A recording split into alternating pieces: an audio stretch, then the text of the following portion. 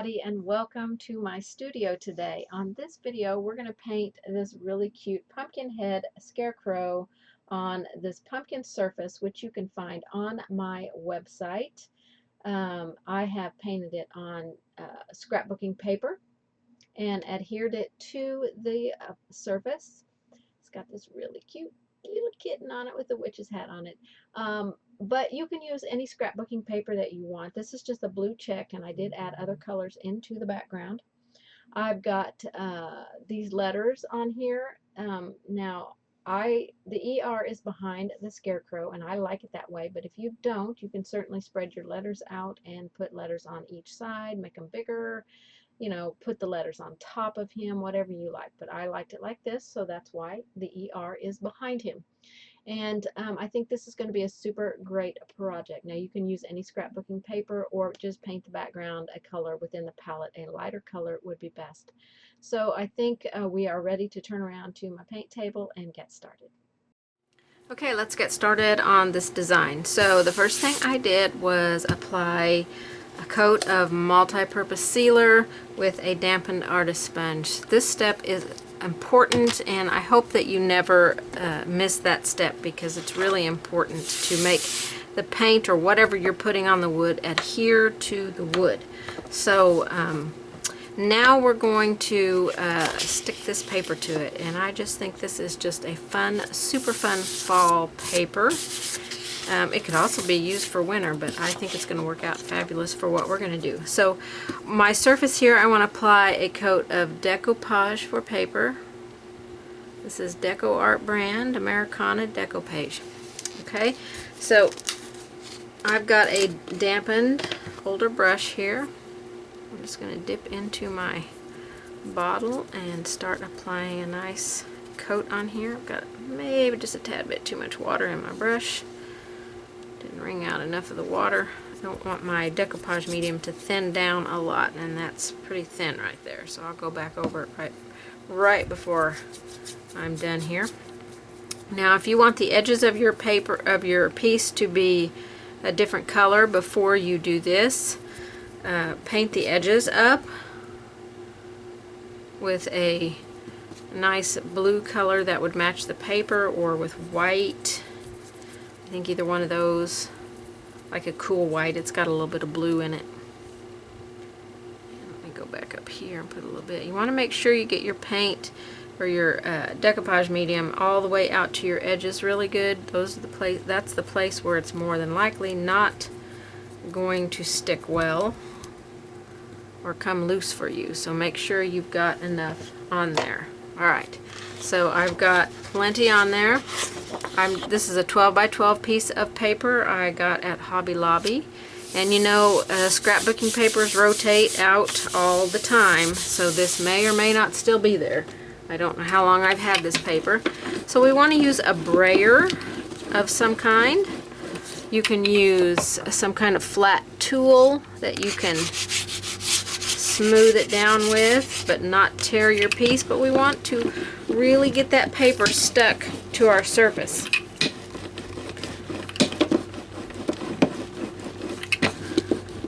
And we're going to let this dry before we cut the sides off. And I'll show you how to do it. Now you want to feel it and feel if there's any air bubbles in it. There are a few air bubbles in it, so I've got this piece of plastic. I have no idea where it came from, so I'm going to smooth out. It's a very, very thin piece of plastic, so I know I won't dig it into my paper and tear my paper. I want to make sure the glue is spread out there.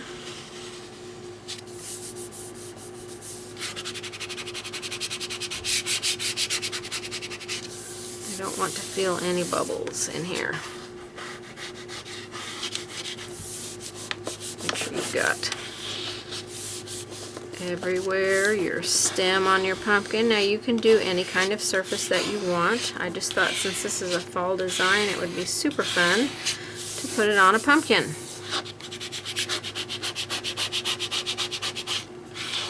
Now this pumpkin does not have holes in it to put a wire to hang it, but it's very easy to put holes in it, or you can, it's very lightweight. The surface is available on my website, and if you ordered it from me and you wanted holes in it, I could certainly drill holes in it for you at no charge. And or you could put a command adhesive hanger. They make those hangers that you can put on the back of pictures now. You could put one of those on there because this is very lightweight. Or you could just put a regular sawtooth hanger. I think one of those would not go through it. This is a 1/4 inch masonite. It's a 1/4 inch masonite. I really feel like I have a bump here. My glue must have been just a little bit thicker right here. It's making a little bit of a bumpy area that I don't like.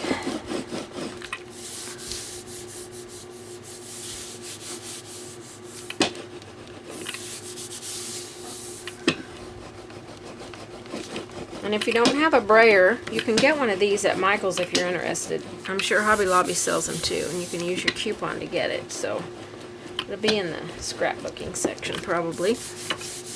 Okay, that feels pretty good. So now I'm going to take my brush, get the water out of it, and I'm going to put this decoupage medium on top of this paper. A nice generous coat on here.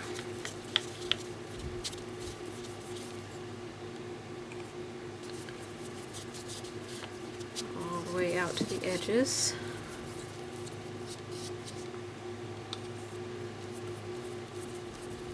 Work quickly. That's why I like the decoupage for paper, because it's a little bit thinner and you don't have to work it so hard.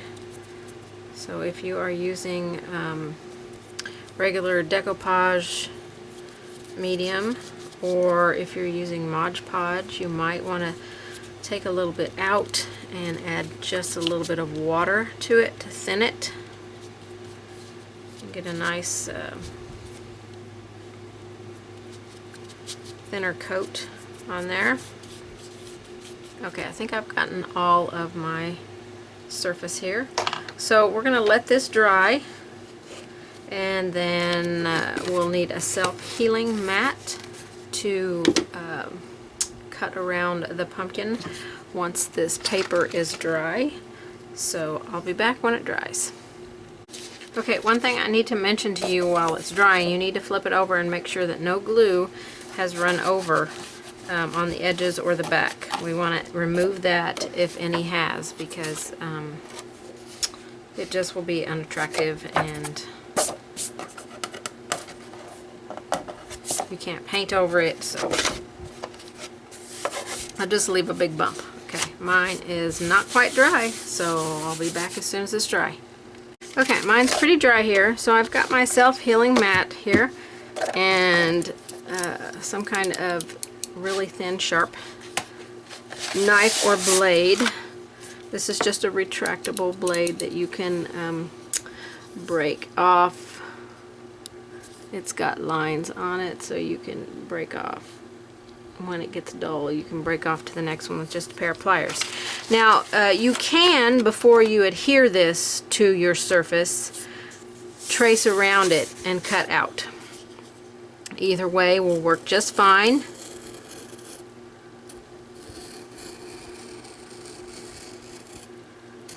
Make sure you're on a cutting mat and make sure your blade is nice and sharp.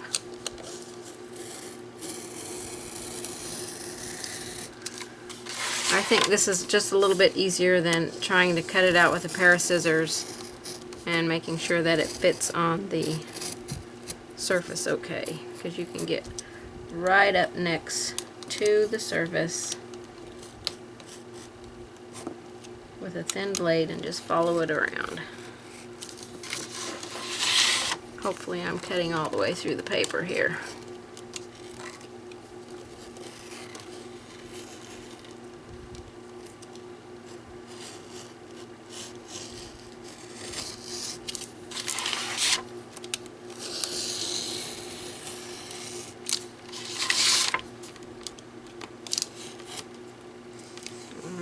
started. Right there. Alright, let's see if I got everything cut. Right here, I didn't get all the way through.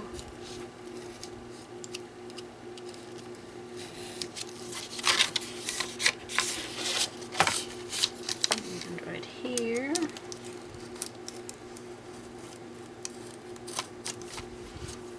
Okay. Let's see where else. Looks like on the curves I didn't get all the way through on the curves, so I probably lifted the blade a little bit.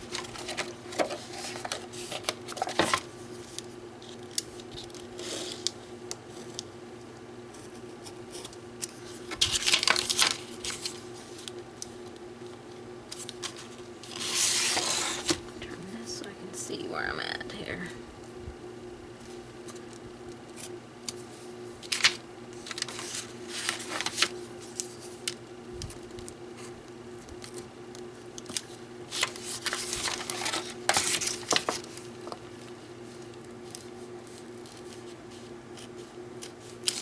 There we go. Alright, we got it all cut out. Looks great. Check your edges, make sure they feel stuck. We don't want any paper lifting. That looks pretty good just with the paper on it. I'm pretty pleased with this paper that we have chosen to do on here. So now we're going to get our pattern transferred on. So you'll want to make sure you've got your pattern traced out onto some tracing paper, and we're going to stick it on here. Might bring it down just a little bit. We've got our cute scarecrow with this crow that I hope ends up looking like a crow by the time I paint it. This cute little kitten with a witch's hat and a fence back behind. And I'm not yet sure if we're going to do any additional stuff into the background, but right now we just want to work on getting our pattern transferred on here. So take your pattern, lay it out, add a piece of gray tracing paper to your underneath here,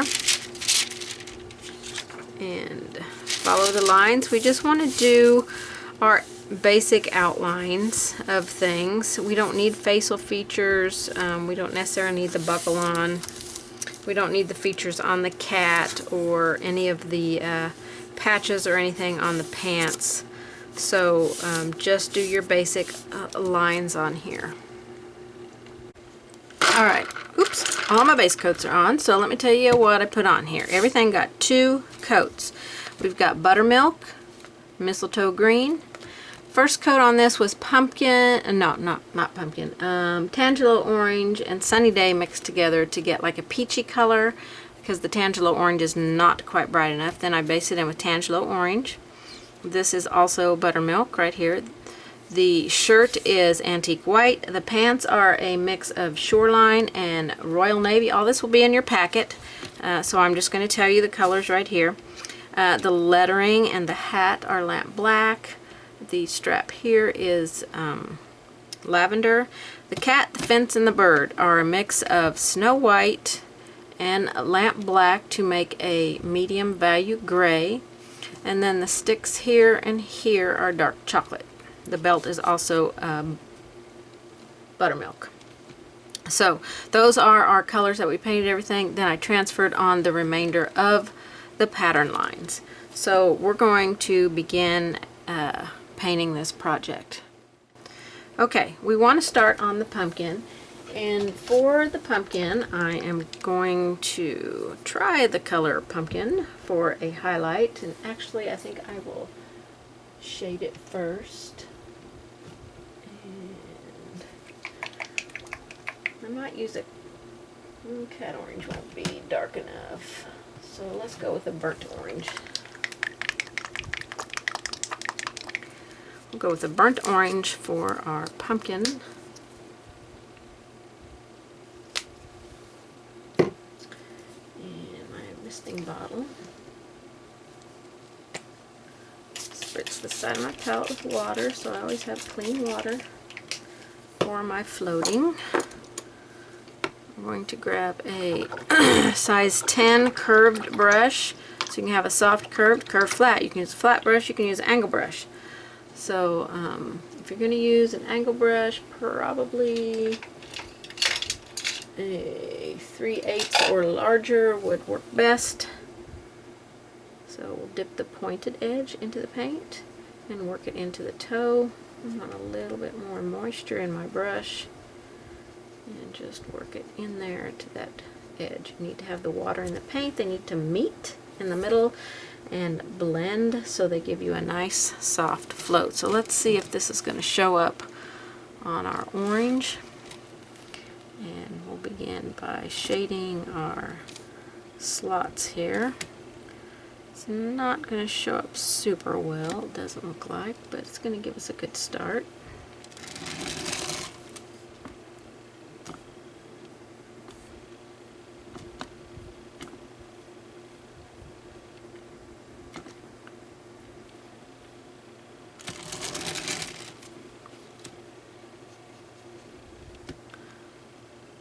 I think I had one more line over here, but I can't really tell if that was a line or not. Okay, that's our first.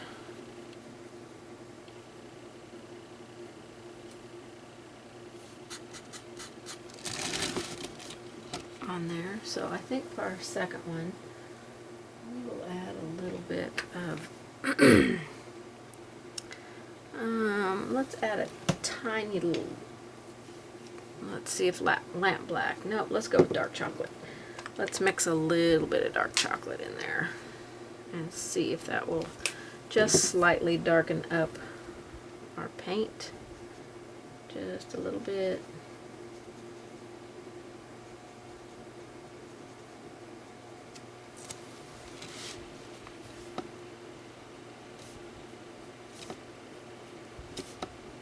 Okay, that's better.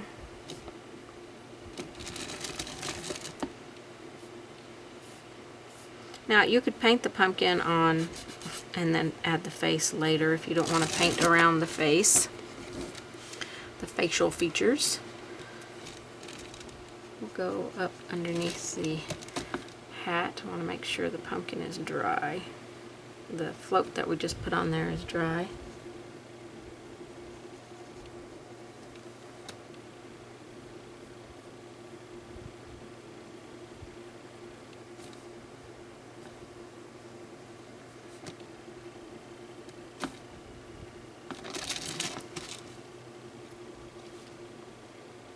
Okay, let's add some highlights on here. And we're going to start with some pumpkin.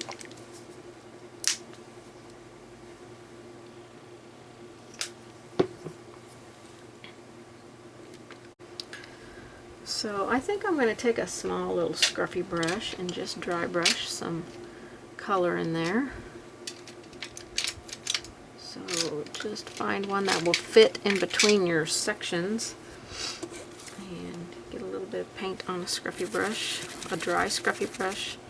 I'm going to load it up a couple of times because I want to get the paint into the bristles and then remove a lot of it, just leaving a little bit of that paint behind so we can just scumble in some of this color.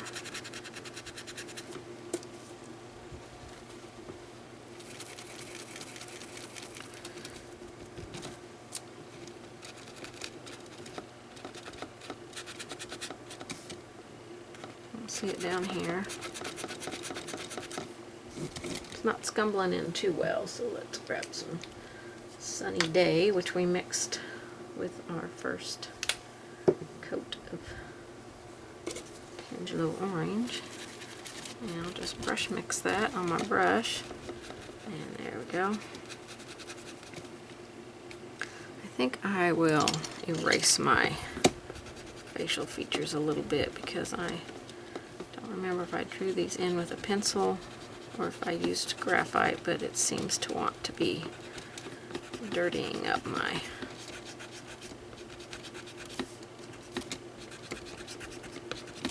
paint a little bit.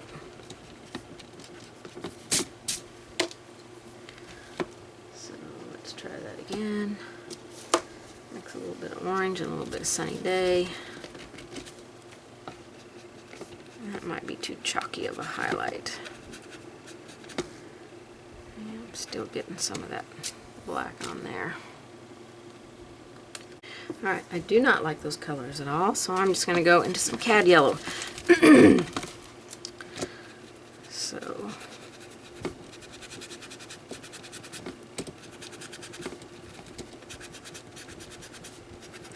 I'm going to scumble some in here, and then I'm going to come in and float my highlight.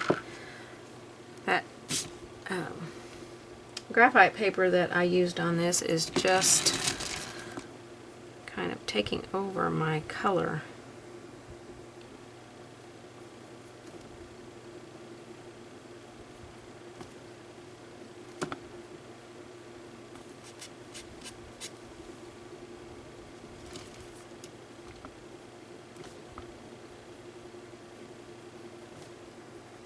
To refloat up here underneath the hat so it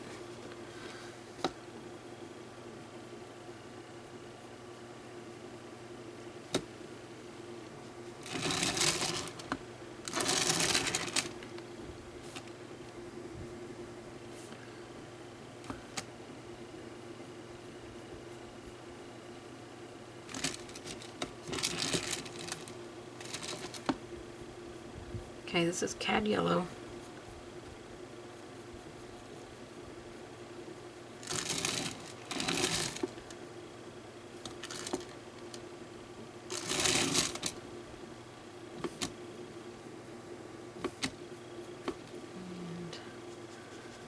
Going over it a second time real quick because it really,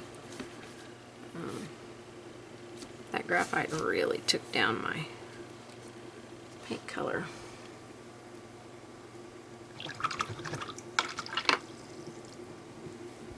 Okay, I'm going to reshade with the mix of burnt orange and dark chocolate.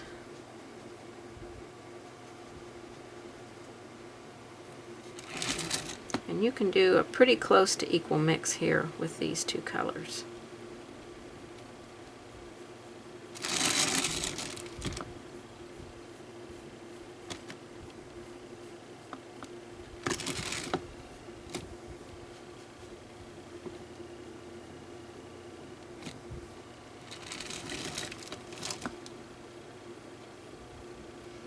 I think once we paint in the facial features, it will look a lot better.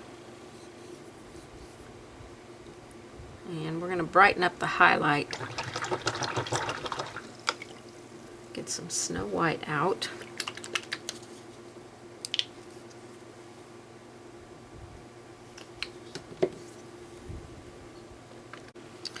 Let's mix some cad yellow and some Snow White together and get a bright little highlight on here, and we'll just put it in a few places, not everywhere.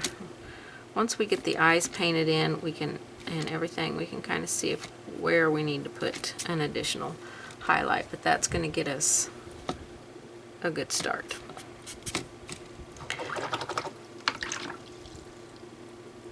So I'm going to work on painting in the eyes before we finish any more on our pumpkin here. So for the eyes, let's get some lamp black out. Now, I want to paint inside of the mouth with lamp black, the nose, and the inside of the eyes.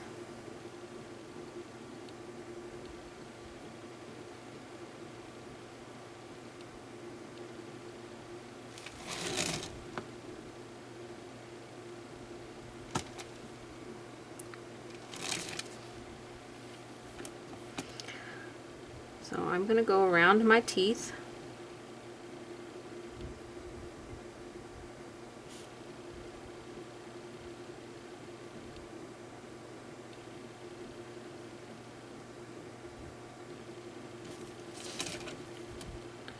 But if you want, you can come in and put your teeth back in after you paint the inside of the mouth. You're just going to have to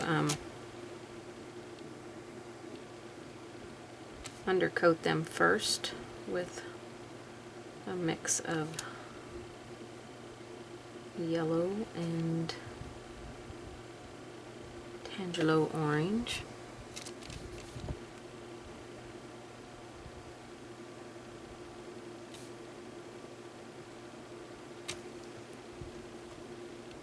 Mix a little bit of water in with the paint. I want to thin it down just a little bit.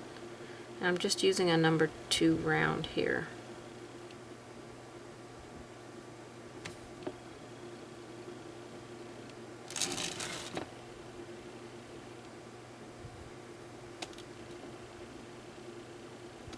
There should have been a tooth there. I think I just painted over it.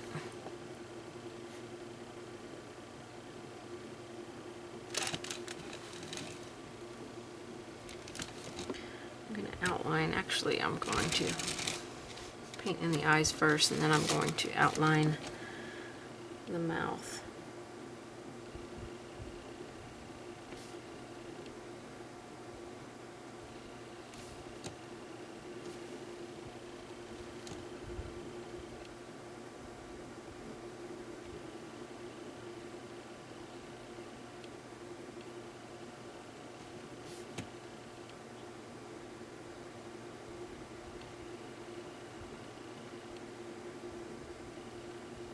I'm going to grab my liner brush now and outline the mouth and outline the rest of the eye. Paint needs to be inky consistency, so add a little bit of water to it.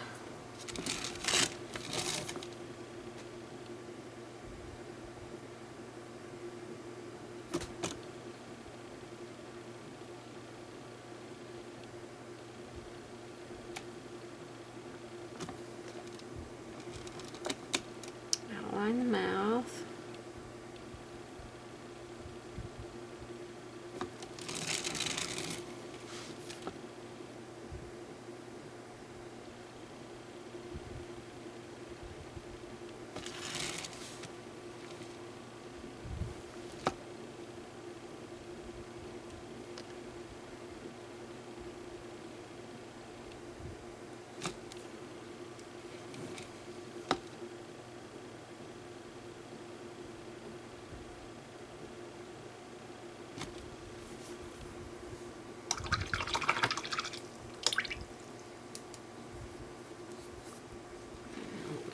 Outline this a little bit better. Don't really like it.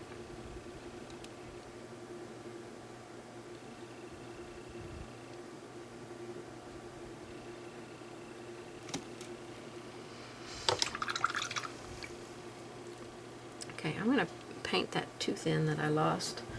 So grab my Tangelo orange out, which this bottle is extremely thick. I can't hardly squeeze it out of the bottle.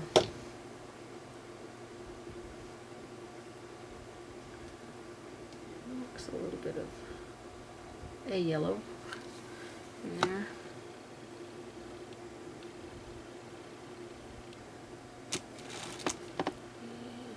And go back over and shape up anything that you need to.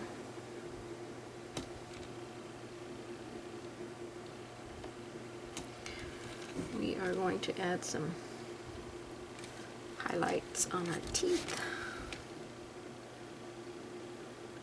Now you could do it opposite of what I'm doing it. You could make the teeth the dark part and the inside of the mouth the light part. Completely up to you. Okay, before we go much farther, I want to give him some cute little cheeks. I want him to be kind of playful, not a scary one. So we'll grab some Tuscan Red with our scruffy brush and put some of this on the cheeks. Ooh, or a lot of it on the cheeks. That was a lot.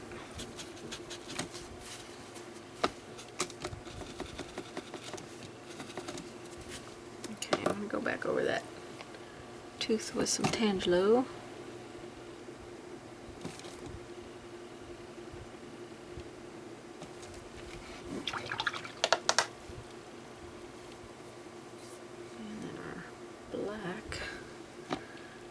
Up.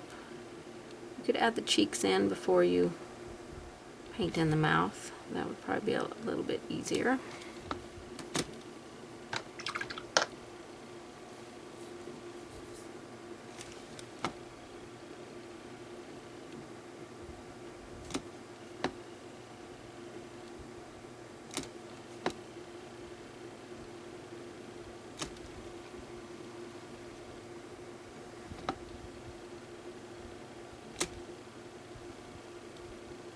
I want these eyes to match a little bit better. Oops.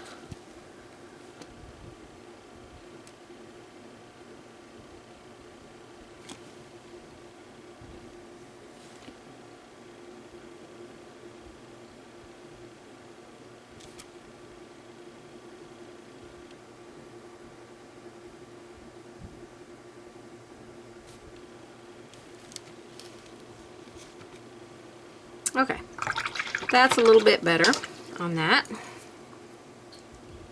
Okay, let's add a highlight on our eyes and our teeth. We're going to go first with just the cad yellow.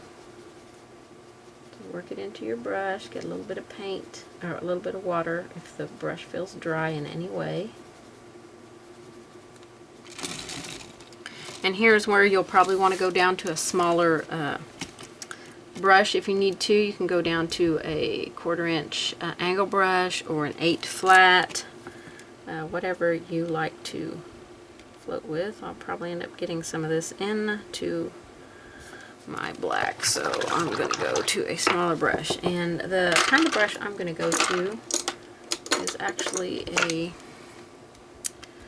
chisel brush. This is a size 6.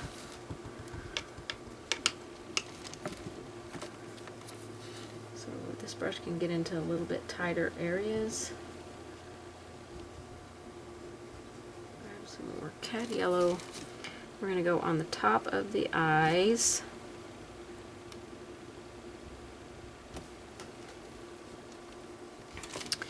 And on the bottom teeth we'll go on the tops of all the teeth. So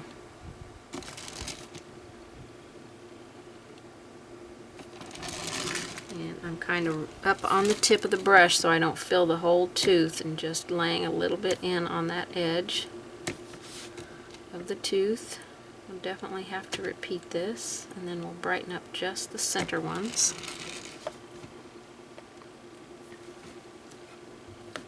So I'm going to repeat this. I think I'll get some fresh cad yellow out.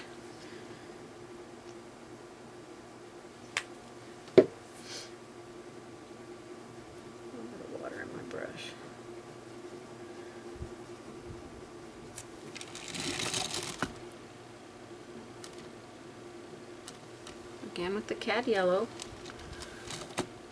up on the very tippy toe of my brush on these ones that on the side. I can get a little bit more flat on these bigger ones, but I'm still up on the edge of the brush. And I've got water and paint both in my brush, so I'm not lining the teeth. I'm just putting a little highlight on there. Come back and add that line in between the black, in between the teeth there where I got a little carried away. So now I want to mix a little bit of white on the brush.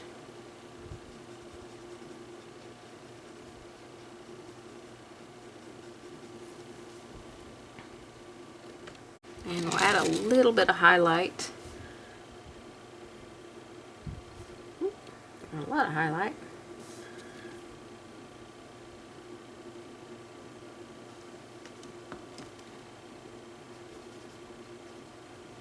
Paint a little bit far on my brush. So I want to keep this a little bit more on the teeth that are more in the center. Not those ones that are in the back. And we're just doing the edge of the teeth. And then I will touch up that black in the center here.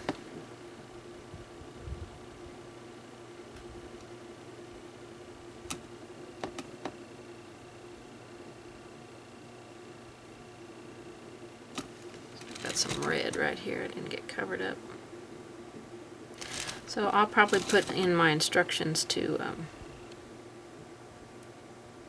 do the cheeks before you do the black. So that will make it a little bit easier.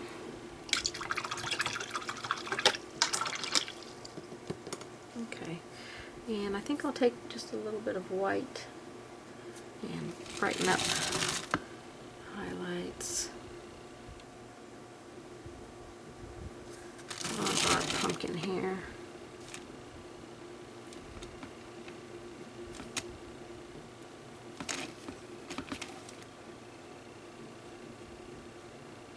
Just a tiny bit. Oops, I would like to be on camera for that, wouldn't you?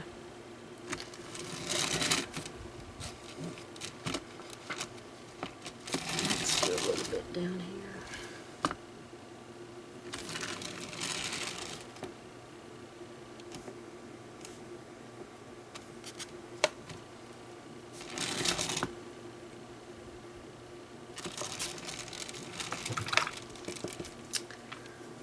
Grab some Tangelo. I want to do some touching up around the mouth.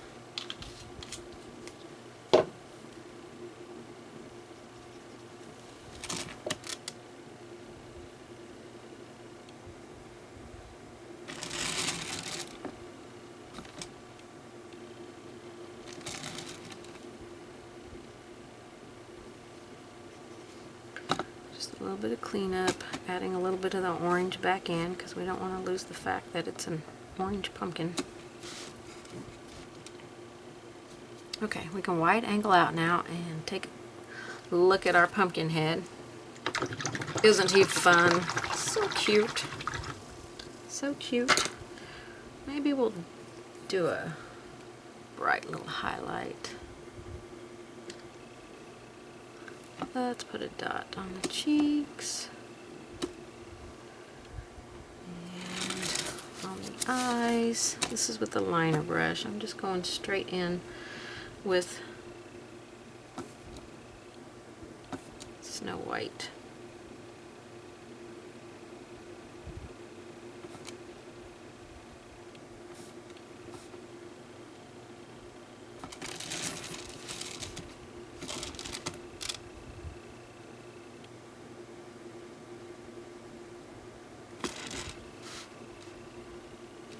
I hope you were on camera shot for that. Probably not. Just put a little line at the top of the eyes and on the more prominent teeth. A couple little dots on the cheeks. But that's totally up to you. Okay, and if the cheeks are too dark for you, you can add just a tiny little bit of white in there to lighten it and get some pinker cheeks. Alright, we are going to go up and work on the hat. Alright, for this next step, hopefully I will keep you on camera.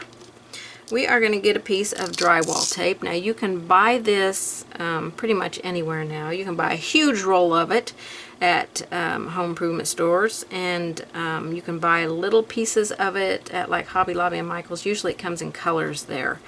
So, and it's sticky on one side, so you can lay it on your surface, and we are going to dry brush onto our hat with some dark chocolate. I've got some on my palette here. You can use any kind of brush to do this. I'm just going to use my little scruffy brush and take a little bit of it off. And just lightly add some texture on here. Make sure you're only putting it onto the hat. Don't go out into your background.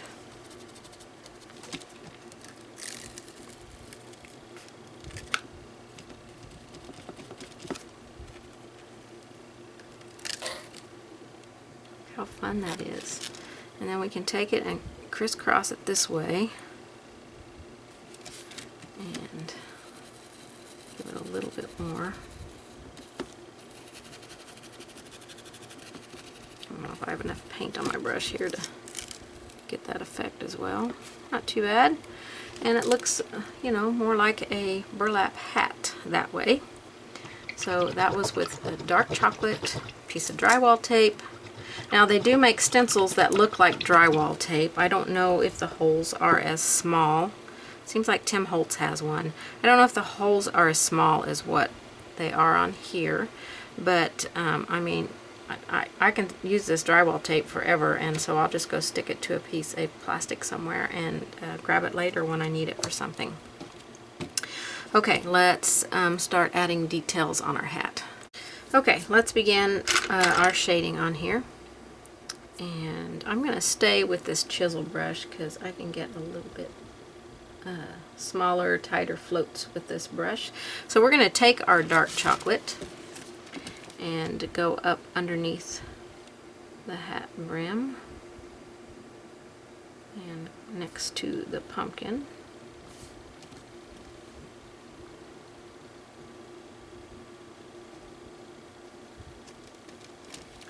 And this side too.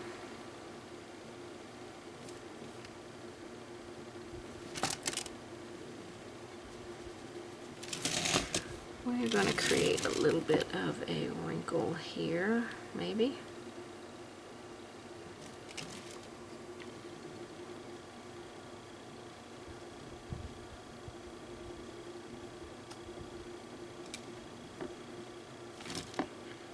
We're going to go underneath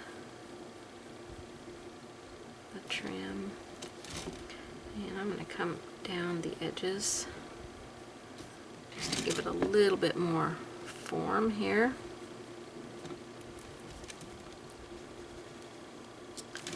And we will also go above the hat band.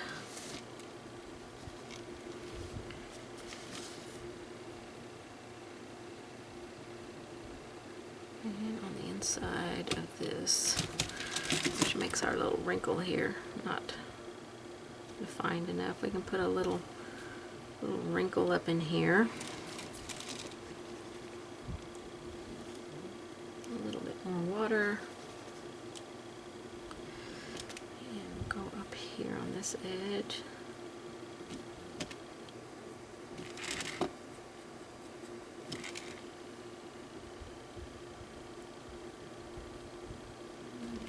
There.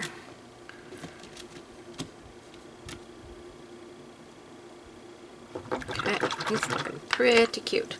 While we're at it, let's just shade our hat band. And where's my green? I use mistletoe. I'm going to mix mistletoe and a little bit of black. So grab your mistletoe. Tiny little bit of black, and we'll make a dark green value here. Just a tiny little bit of black at a time because it will take over, that's for sure. And we'll go out here on the outer edges and walk it in just a little bit into the hat band. And we'll do the same on this side. Walk it in. I'll probably have to come back and repeat that, make it a little bit darker. I want it to walk in a little bit farther. So I'm going to put it over a little bit farther onto my brush.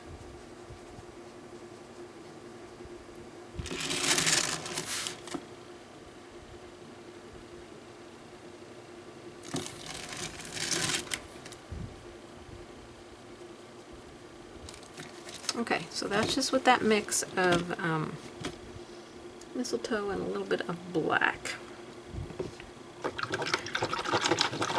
Okay, now our highlights on here, I'm going to go with some white, I think.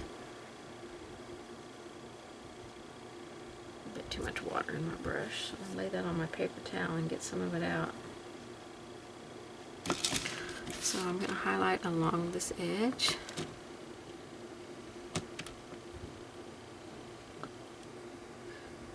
Here on this edge, just a little bit right down there, right here. Okay, so I got off a camera shot, and right here.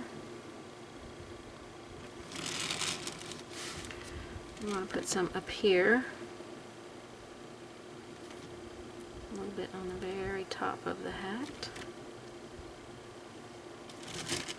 And the tip of the hat.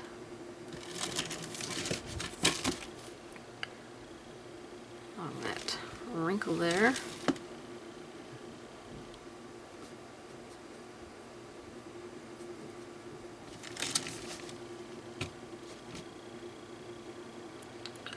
And let's do a highlight on the hat band. I'm going to take white. I'm going to see if mistletoe will lighten up enough with some white to give us our first highlight.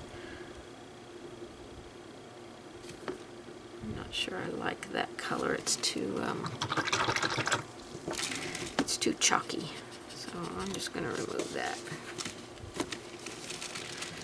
Grab a different color. I was trying to keep our colors a little limited.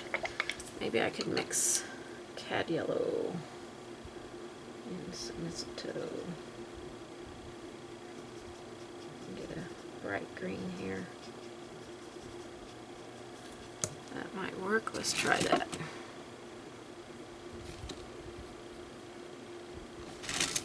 So that's a little bit better. That's cad yellow and mistletoe mixed together. Probably 2 cad yellow and 1 mistletoe.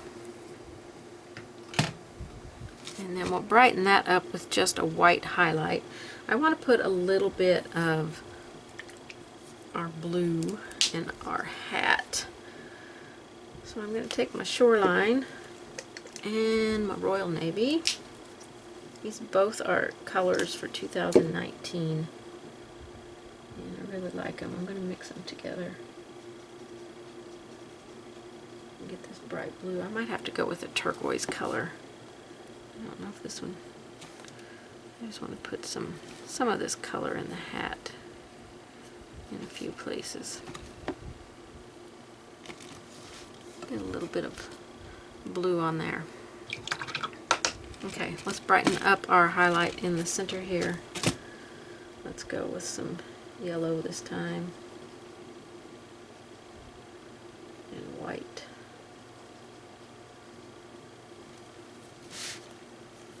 We're doing a back-to-back float, so we're loaded for a float.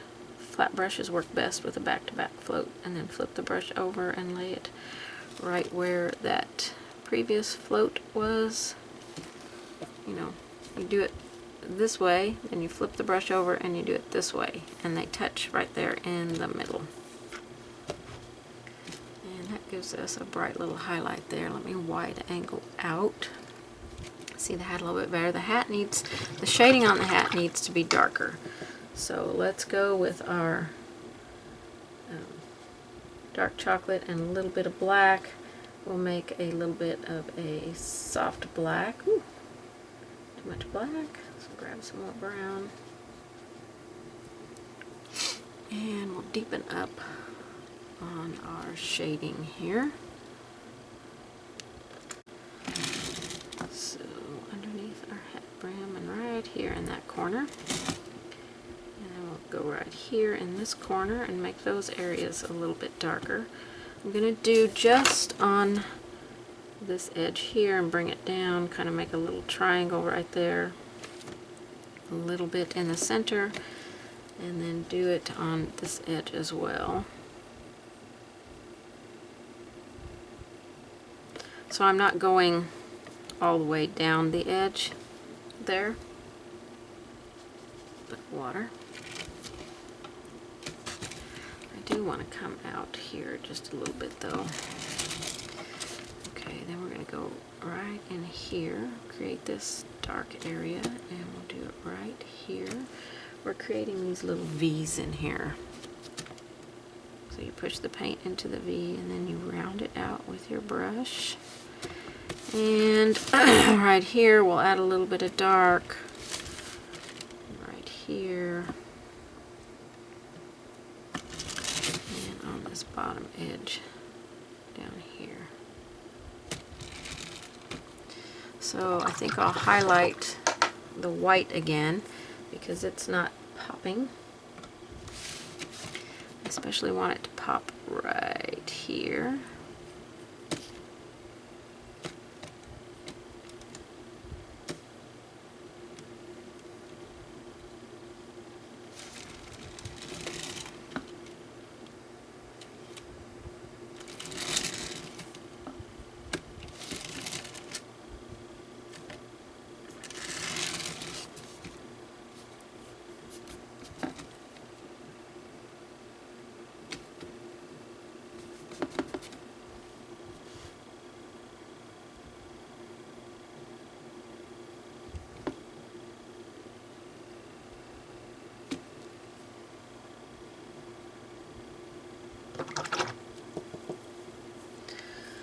Something's not quite right with that hat band, tip of the hat.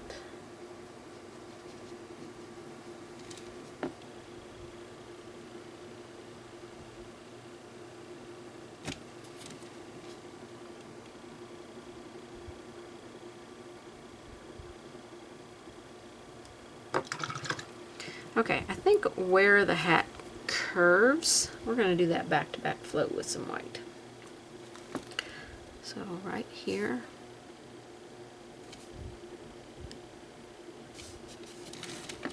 and right here. You could dry brush this in if you're a dry brusher and you prefer doing a dry brush. Make it look a little bit more raised up there.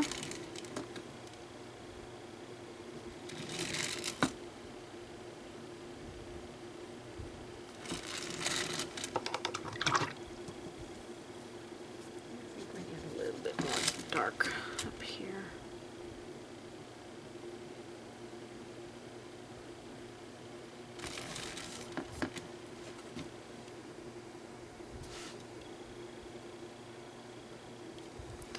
Okay, let me zoom out a little bit. I think I'm going to have to go underneath the pumpkin here. It is not dark enough.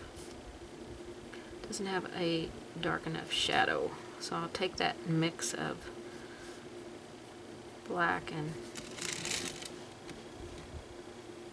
dark chocolate. Now we can see the hat. Okay, I'm going to brighten up the highlight on the hat with just white. Zoom you back in. This is that back-to-back float. Just right here, I'm just going to do a quick little line down the center. But it's not a hard line because we've got water in there. So it's keeping it soft.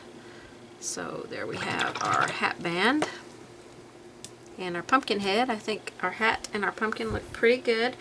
Maybe a little bit more of that blue on there. Brighten it up. I'm trying to make it look a little bit more like a teal blue, so no hard lines with this. So okay, that's looking pretty good. Okay, something I noticed on the hat here is this raised area right here needs to be lighter.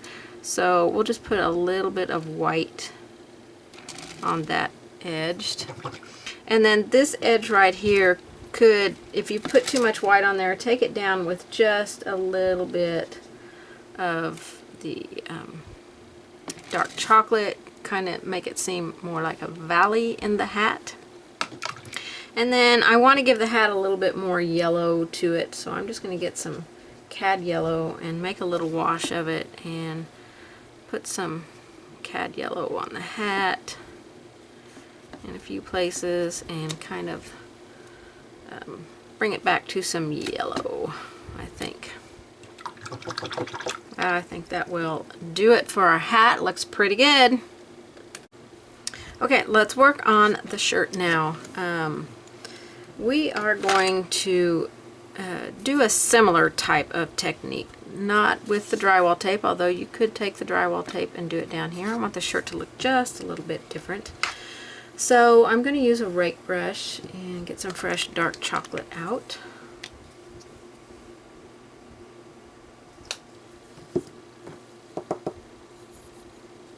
Okay, I've got my rake brush with some water in it. You can use any kind of rake brush that you want. We'll load up the end of the brush. We want to be able to see the lines when we rake it across, so if you can't see it, you're going to have to add some more water into your paint. So that's where this water over here comes in handy. You don't have to go to your basin and load up too much paint. So I want to just put some like hash marks on our shirt here, like it's worn, just in some random places.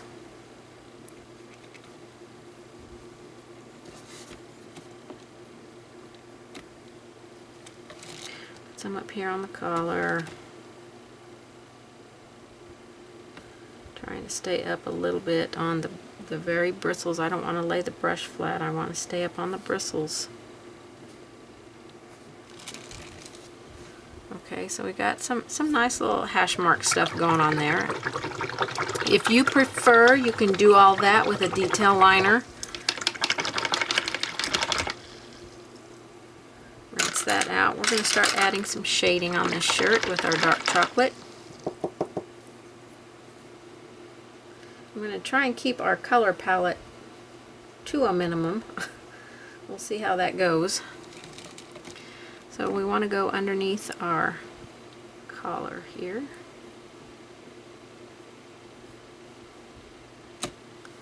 I'm using my 10 curved flat or a soft curve brush, whatever you like, angle brush, flat brush.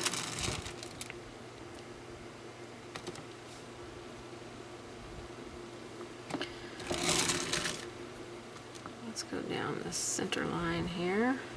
I'm going to add some buttons on there. I'm going to go along the waistband, and you can create some little wrinkles in the fabric if you want while you do this by just giving a little wiggle on the brush.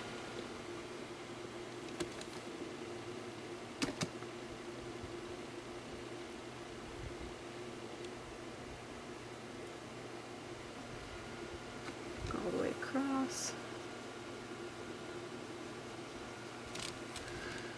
Go up the side of it. And on the lower edge of the arm.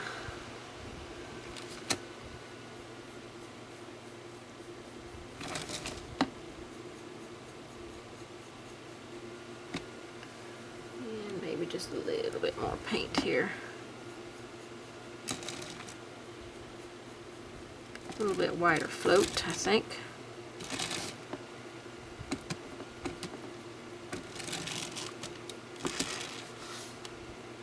Create some wrinkles in the arm. This piece right here, I want it to be all dark, so we'll just fill it in with the dark chocolate on the ends of the sleeves.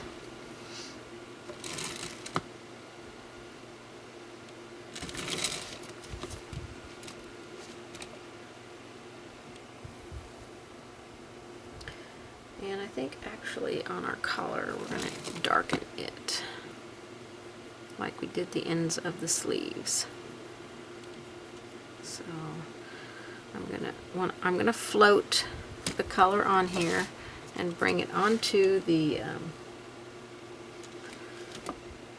collar more, almost filling the collar up. We'll have a little edge of lightness right on that front edge.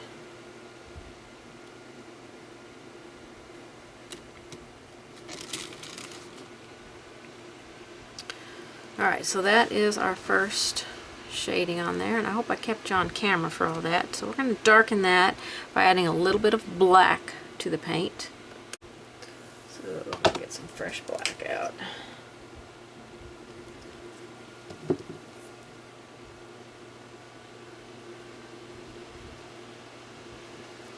So we're kind of making a soft black color here, where we don't have to actually get a soft black out. We can just use the colors that we have and mix our own paint.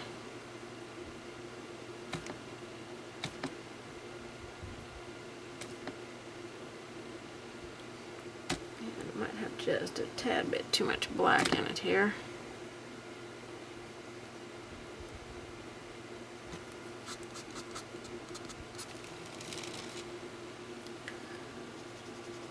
I'm really going to work this into my brush so I can soften it and not have it be so harsh.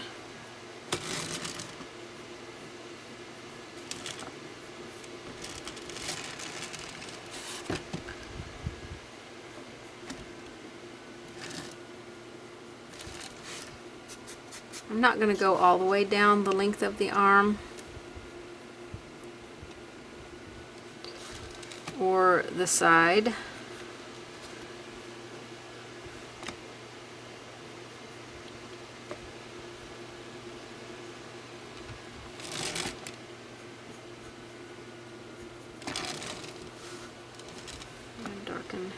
at the ends.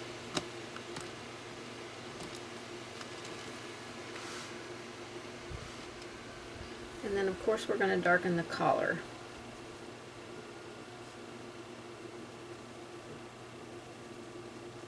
Work it into the brush with the water so we can keep this soft and not harsh lines.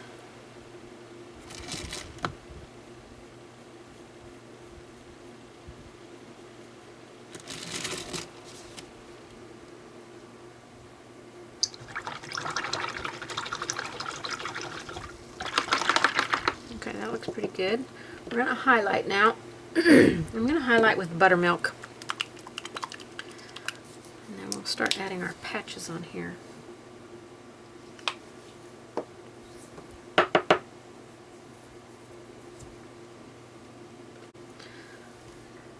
So, float with some buttermilk. Let's see if this is going to be too light. We'll go along the top of the sleeve, just on that very top edge, next to the cuff.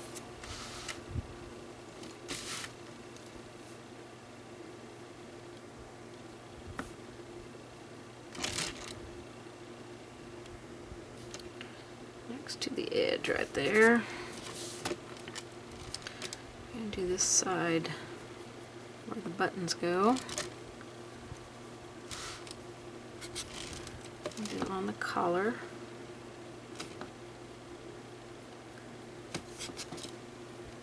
Just the edge out here.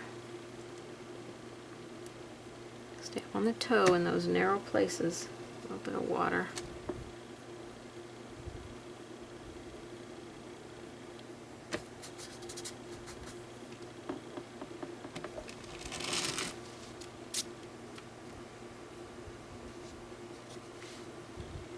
Okay, I want a little bit of highlight on the shirt itself. So I'm just going to go right through where that patch is going to be and add a little bit of highlight on the shirt. You can make this a striped shirt and add some of your colors into the striped shirt. That would be really cute.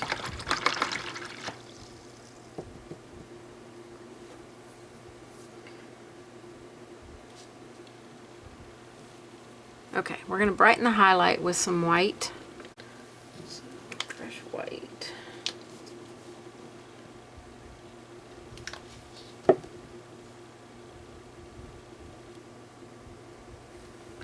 So we're not going to put this everywhere. We're just going to put it in a couple of places.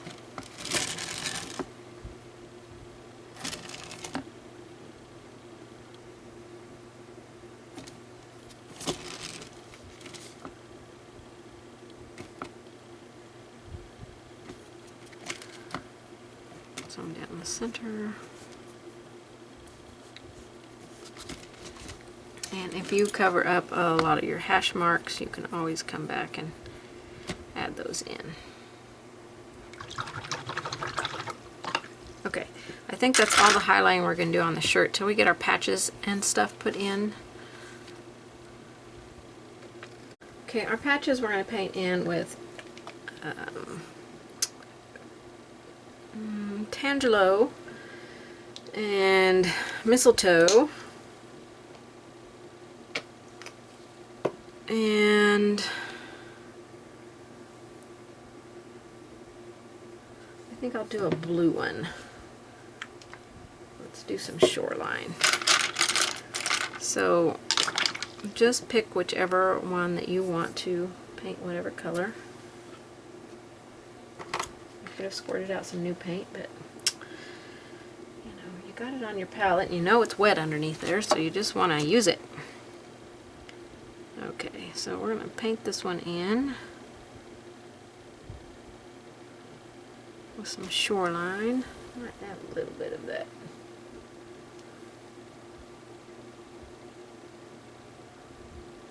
Maybe blue in with it, or royal blue.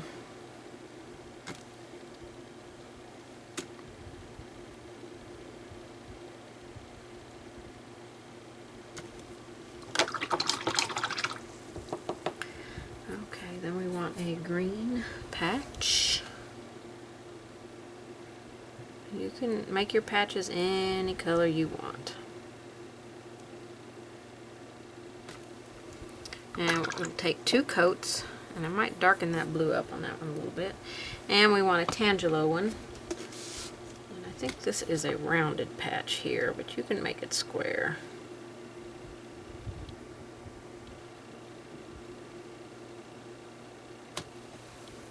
We'll do 2 coats on them. While that's drying, we'll put our buttons on with some dark chocolate.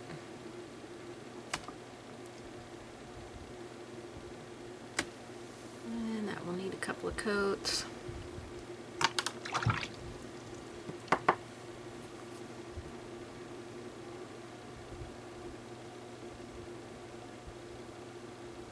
I want to darken the blue just a little bit, but not a super lot, because I want to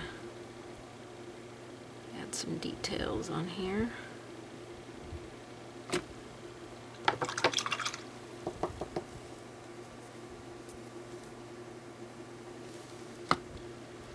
I put out way too much paint. You just need little dots of paint, so don't go crazy like me.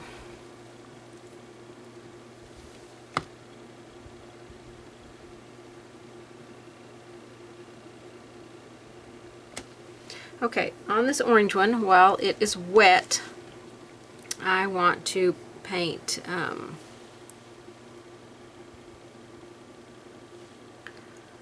I think some checks on it. So I think I'll go into my cocoa, just dirty brush right into it. You can use a detail brush if you want, and I'm going to paint some lines going this way, and then some lines going this way. Make it look like a little piece of checked material. Go to my detail liner, take a little bit of green and some black, make a really dark green here. And do some checks on this one, but much thinner.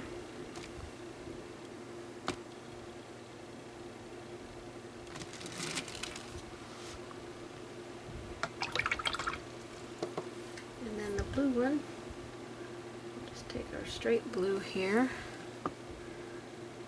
and make some dots. Make it a dotted piece of fabric. You can make your fabric whatever you want. You can just leave it plain blue if you want.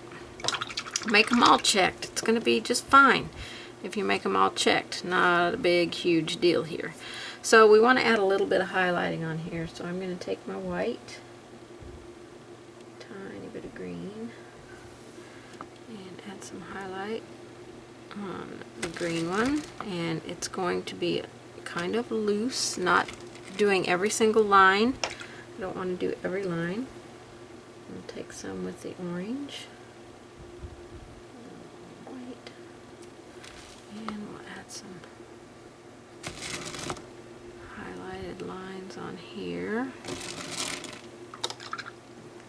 And then with the dots, we'll just go with straight white.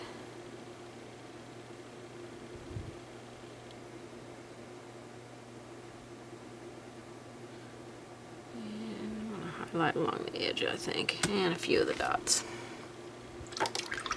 I'm not being very particular on how they look, just kind of making them playful.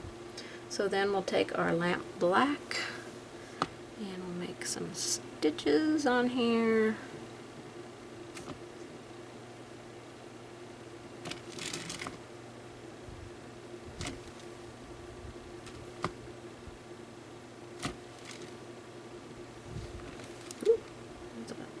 Paint there.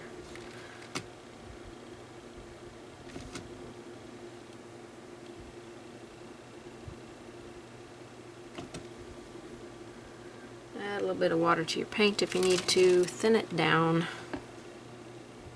I'm going to come back and shade along that edge, I think, to shade on top of this patch.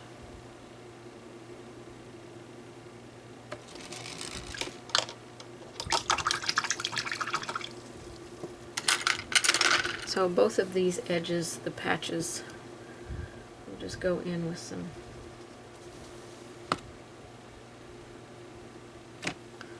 of our dark chocolate and shade along the edge of that patch. And I need to remove a little bit. That came down past. So I just took my white eraser and did that because we have painted on paper, and the paper is got the decoupage on it. We can remove our paint off the background pretty easily. So I might actually shade around these patches, maybe. They're kind of on the highlight edge in a couple of places, so you can do this or not do this.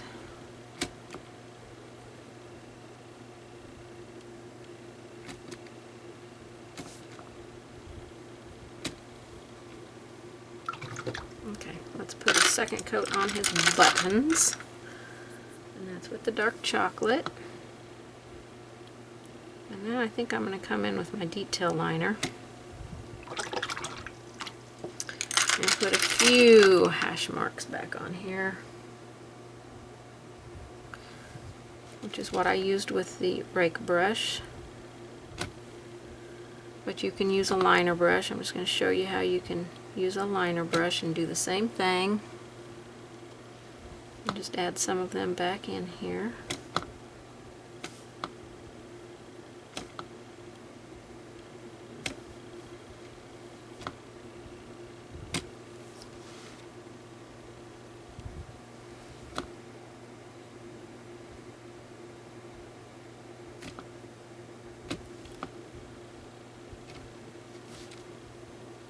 Let me wide angle out so you can see his shirt. Looks pretty good. I might actually wash over the color. I really want the color to be a little bit darker. So on that light edge, I think I'll wash over it with some dark chocolate. Just take it down just a little bit and not bring it quite so forward. We'll see how we like that here.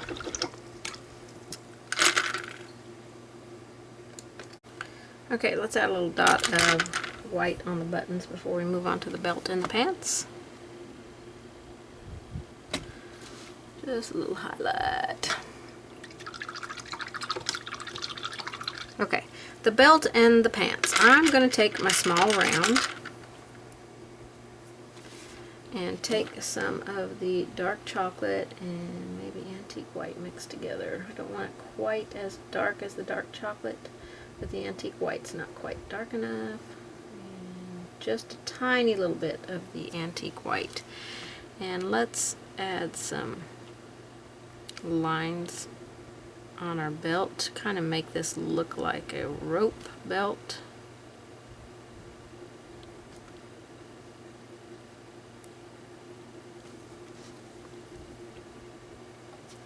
So it's mostly dark chocolate with just a little bit of antique white mixed in. Okay, I'll let that dry so that we can shade on it. And we're going to paint the patches in. So let's paint one in with lavender.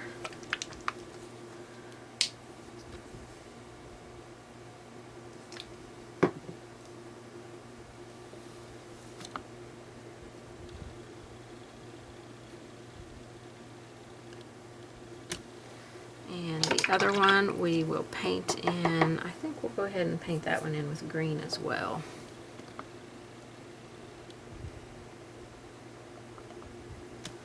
Might add some cad yellow to it to make it a brighter green.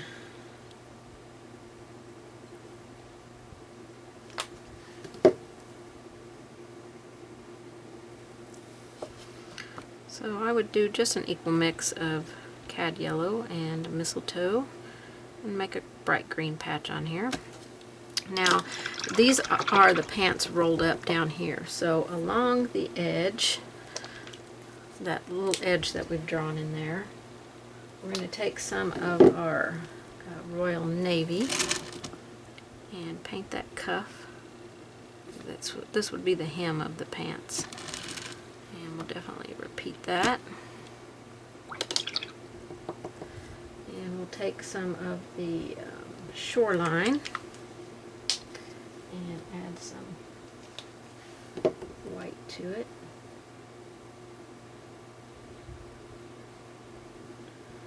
Get the moisture out of my brush here. And we'll just kind of dry brush this down through here.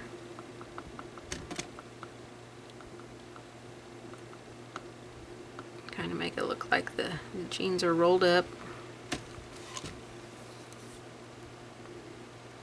Give them a little fun playfulness. While we got this on our brush, we'll just go ahead and put some of this on our belt loops. And then we can take some of it down our pants. I'm just going to use a dry brush into that mix that I just made and just put some down our pants. Make them look worn. You can put some tears in here if you want that kind of look in your jeans. So I'm loading my brush and wiping some of it off on my paper towel, and just with the tips of the bristles just barely scraping it across the pants. You don't know how much is going to come off, so you don't want to get too crazy with it. But we definitely want them to look a little more old and worn. I'm going to take some of the Royal Navy and do a little bit of that color on here. Dry brush that.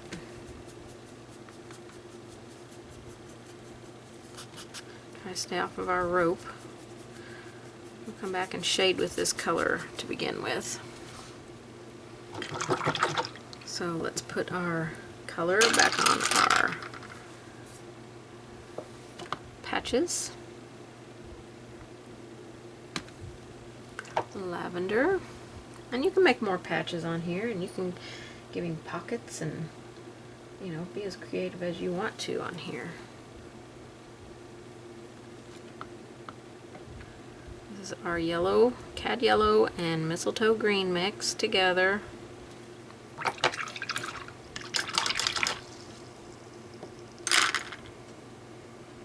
Okay, let's finish out our patches on our pants. And with our green, I'm just going to add some mistletoe. Maybe if I can get it to flow off my brush.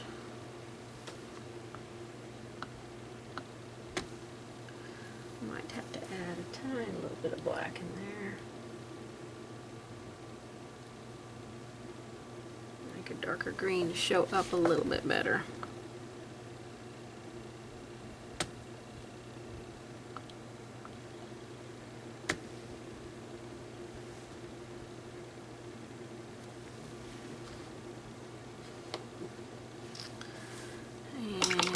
We'll do some white.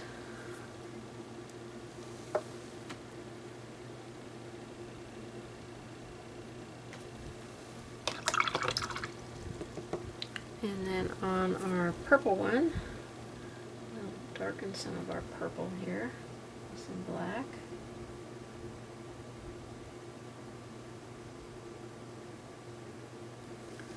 Make a dark purple.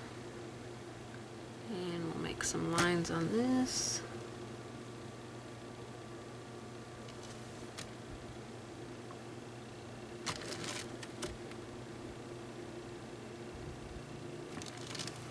Just keep them both checked ones. And highlight with some white.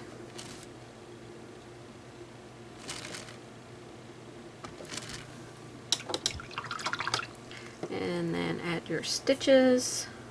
And I think we'll wait to add the stitches till we finish the pants themselves. So we are going to begin shading on our, actually down here on the pant, the cuff, I want to put another coat of this Royal Navy. Okay, let's start shading on the pants with some Royal Navy. We'll start with this color. Work it into your brush with your water so you can get a nice soft float. I'm pushing fairly hard to get the paint up the bristles, not across the bristles, just up and blending with that water. Okay, we want to make this little Y area in here, and then we're going to create the separations in the legs. So we'll go down this one first. We'll go underneath the belt.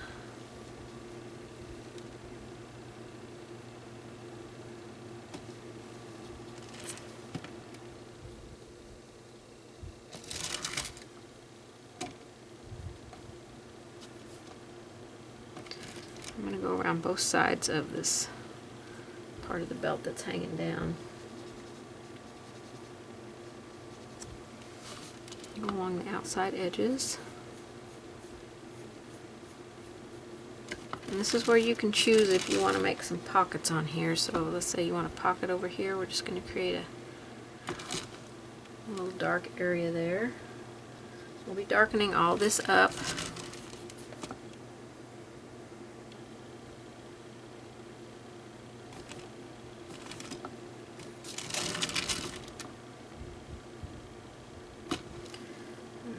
Down the other part of the front of the leg. I want to go all the way down here.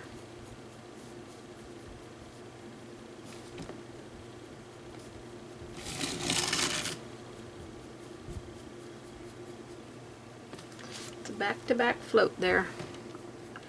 Make sure our shading on our pant leg comes all the way down to the bottom.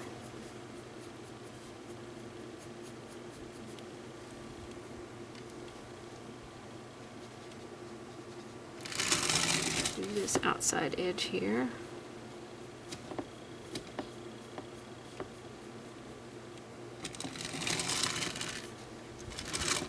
I'm going to go above the cuff. I'm going to stay up on the very tippy toe of the brush and put a little bit down here at the bottom. Of course, around the hat we want it to be darker there.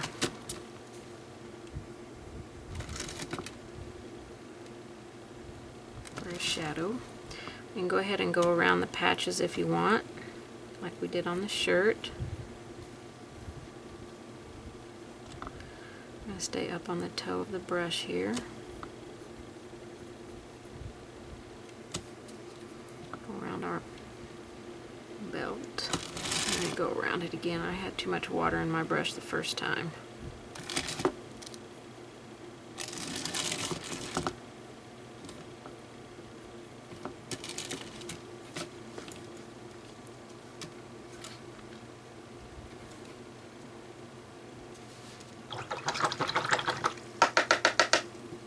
I'm going to go ahead and make my lines on my patches here with some black.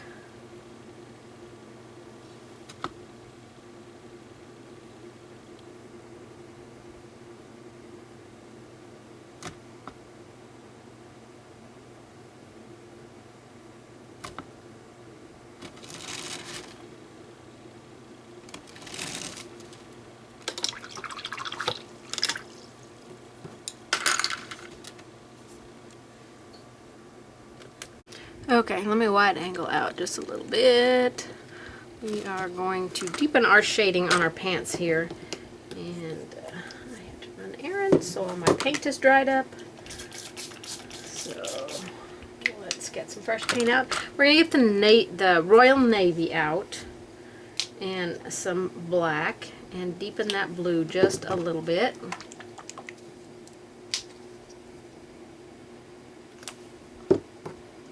Use your favorite floating brush.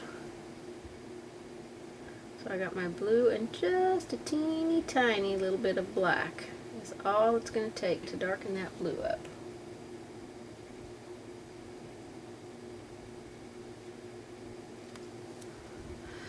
Okay, so we're going to darken here where we got our pockets. I just kind of created that illusion of those pockets.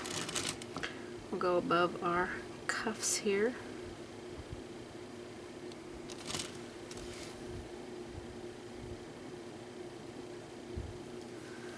We'll go down the center of each pant leg.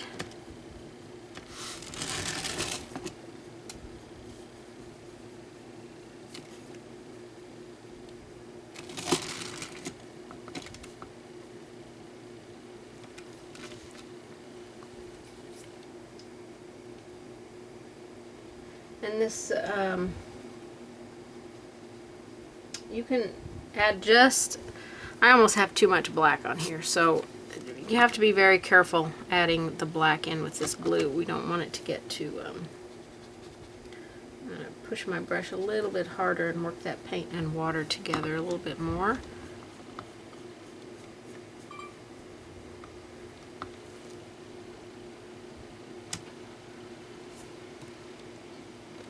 Okay, sorry, I had a little bit of camera technical difficulties. I think I have it taken care of, I hope. So back at shading these jeans here, so we'll go down the other side. I'll go around this hat, go all the way down here. I'm going to do this float, I don't think I did. Go down here.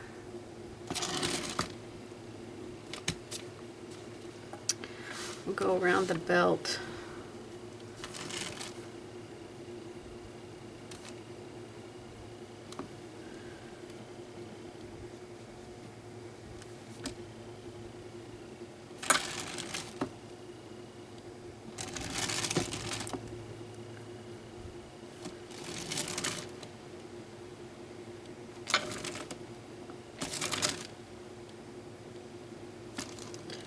I'm going to try and put a little tiny bit on the belt loops here. I don't know how well that will go, so if you need to do that with a little round brush, you can do that.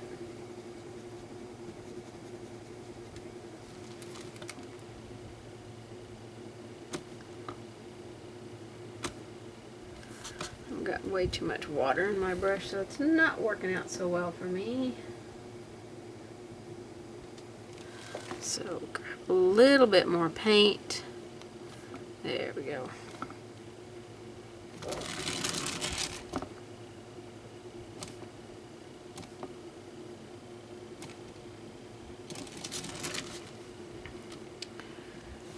Okay. I want to brighten up the highlight on the pants with some white. We're going to do that dry brushing again that we did. So I'm just going to load a dry brush. We've got a flat brush here.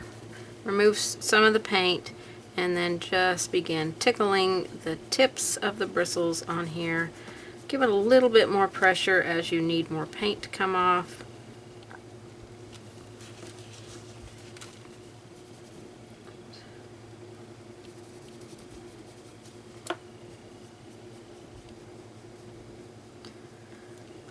Up here.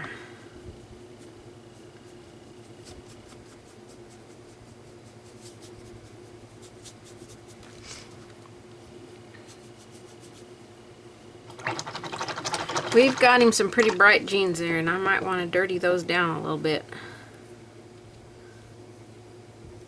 Okay, I'm going to work on the belt while I let the jeans dry. So I want to take my dark chocolate, and this is where I'm going to use that small little chisel brush so I can get in some tight areas here. And I'm going to zoom you in.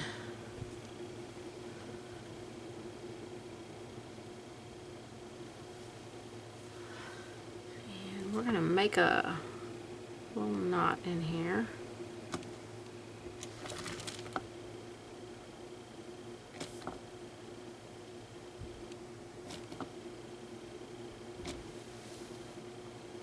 Hard to see that knot right now. I'm going to go along the top edge of the belt, along the bottom edge of the belt, so I have hardly any paint on my brush, and I'm going to be up on the edge of it.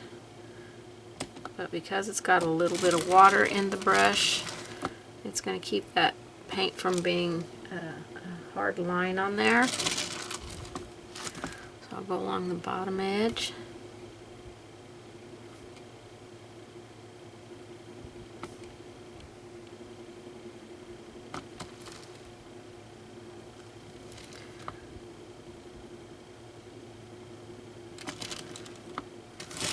I'm just going to go down probably one edge of the ties that are hanging down. Can't see the knot as well now that we've shaded on it. So I'm going to take a little bit of white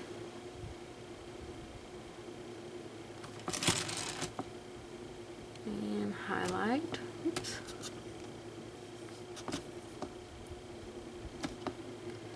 Highlight in the middle here.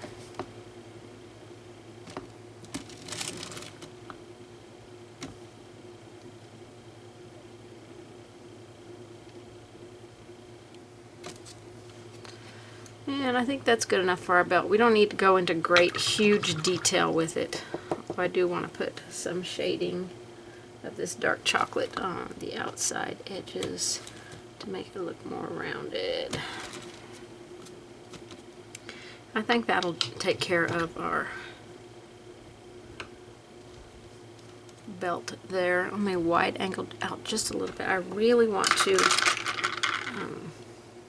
dirty up these pants a little bit more.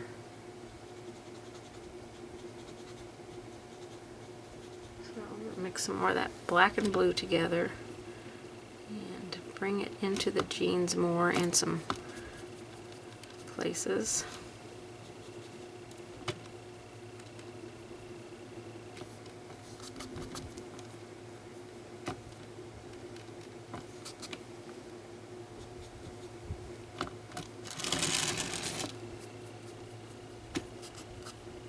Wipe that off my belt. I don't really want it on my belt.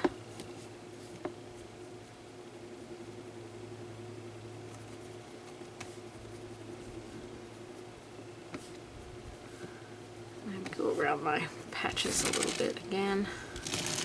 Kind of get those to stand out a little bit more.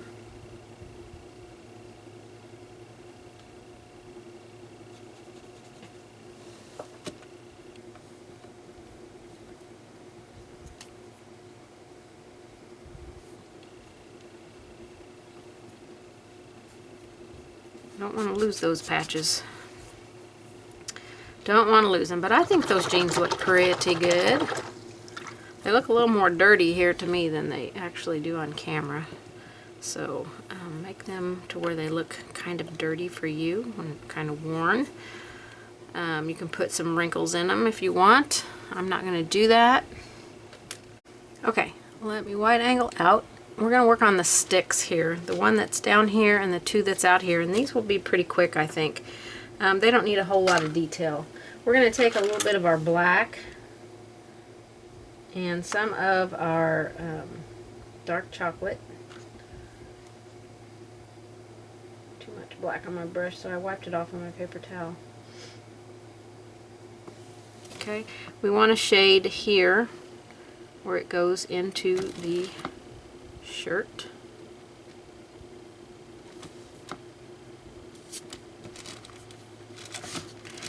And on the bottom edges.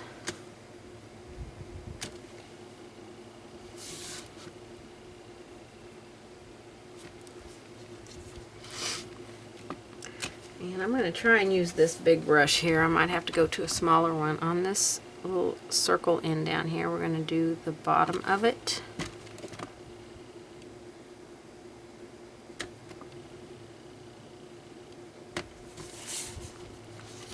Down here on the one that's coming out below, we'll do right here where it goes up in between. We can do a little bit down at the bottom. We probably won't see that after we add some grasses on here. And up on the chisel edge, we will go along each side.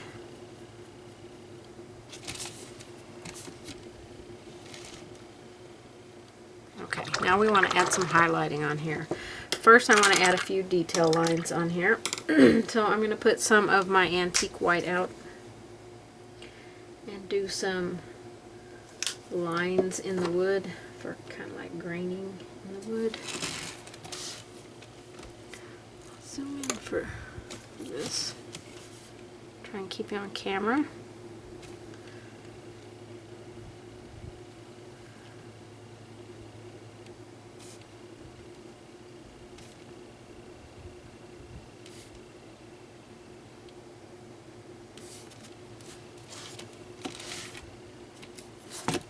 Not a whole lot of detail. I don't want us to get caught up in tons of detail on these.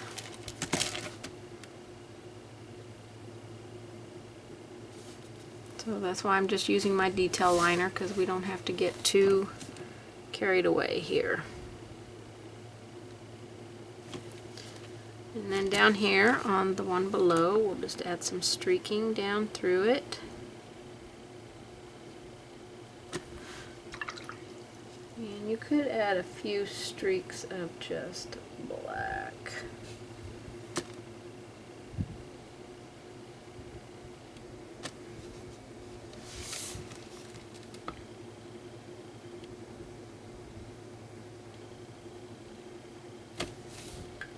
Goodness, paint's not wanting to flow here.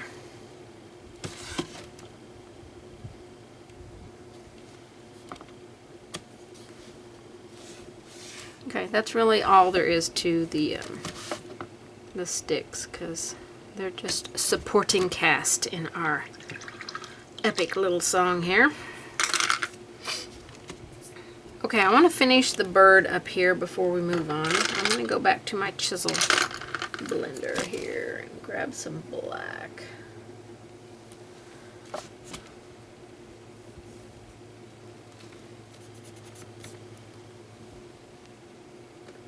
Okay, our black, here we go. Okay, I'm using my chisel brush, if I didn't say that already. And we're going to go along the left side of this crow.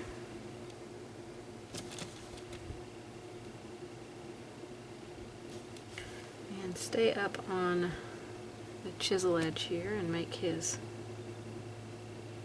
feathers. We're going to add some feathers in the wing, just on the chisel edge of the brush.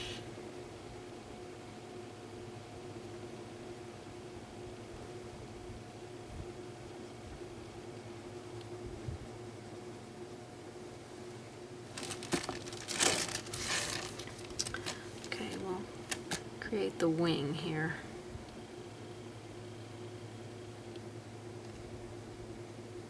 Go around the beak.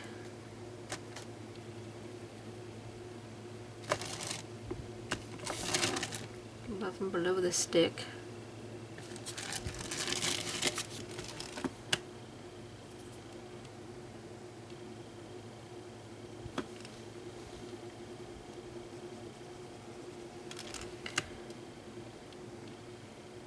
Try not to cover up all of your dark gray. We're going to do the beak, just the bottom edge of this one and this one.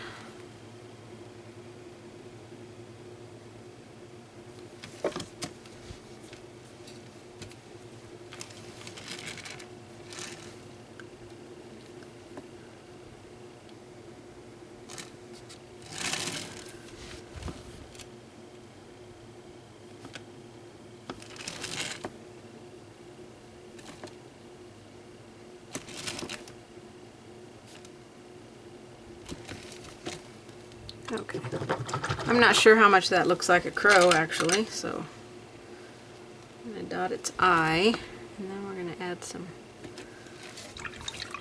a little bit of color onto this. I want to take the shoreline and the Royal Navy and mix kind of a teal color.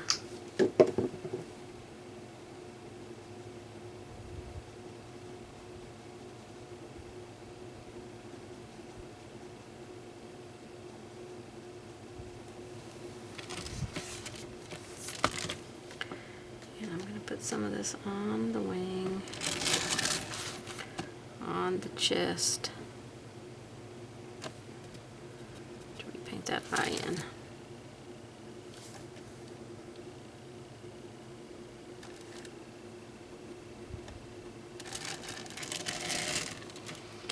Really, it doesn't look anything like a crow, so don't judge me. Sometimes I struggle with birds. I just don't know where they're going sometimes.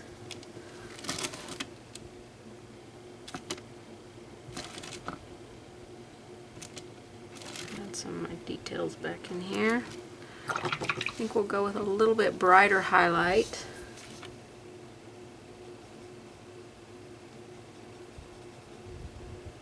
Mix some royal navy and some white.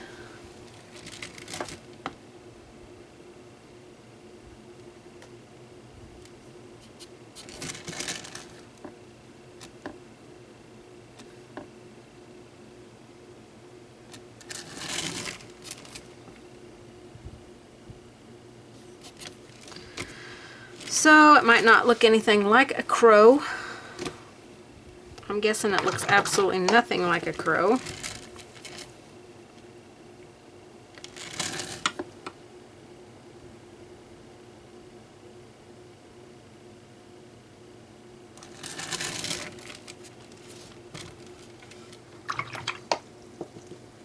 But it's a bird, sort of. Alright, I'm going to put that black eye back in there because I smeared it all up. And add a little tiny dot of white in there. And I'll add a little bit of white on the beak.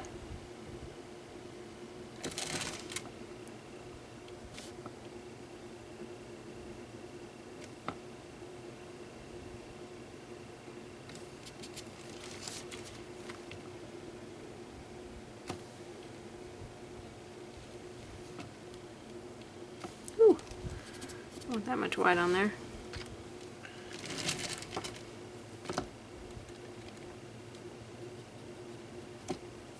Ooh, don't want that white at all. That's some bright, bright white now.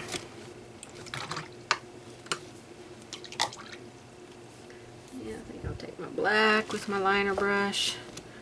Maybe try to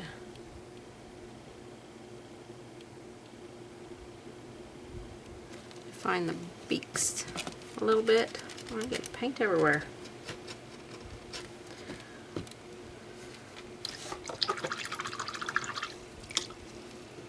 Looks more like a bluebird than a crow here.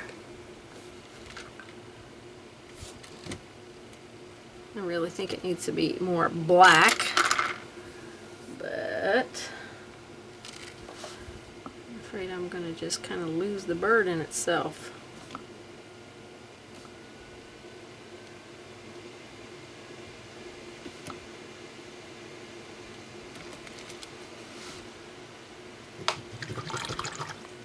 Okay, we'll just keep it that cute little, possibly crow.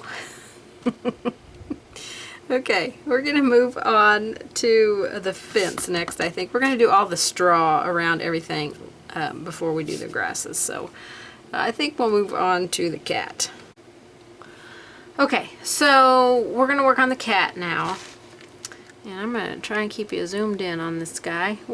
It's not going to take a whole lot of detail for the cat either. So we're just going to add some highlights onto the hat with our royal navy. I'm going to mix royal navy and blue, or snow white. And get this nice bright color. And we're going to highlight on this edge of the hat.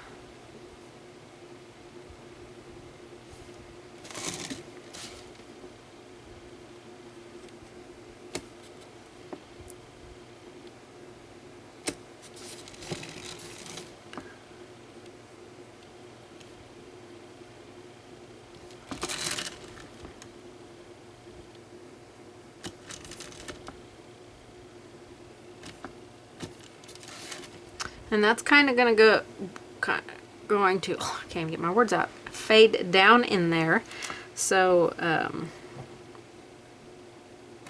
we'll have to repeat that. So again, it's your royal navy. Ooh, get my fresh royal navy. And my snow white. And I have it way too far over on this little bitty brush.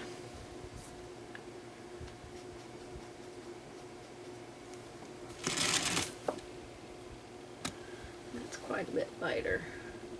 We want to go a lighter here in a second, but maybe not quite that light this quick.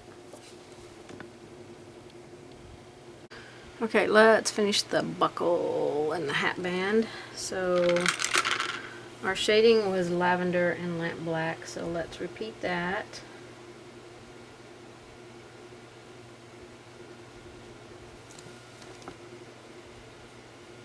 Darken that up.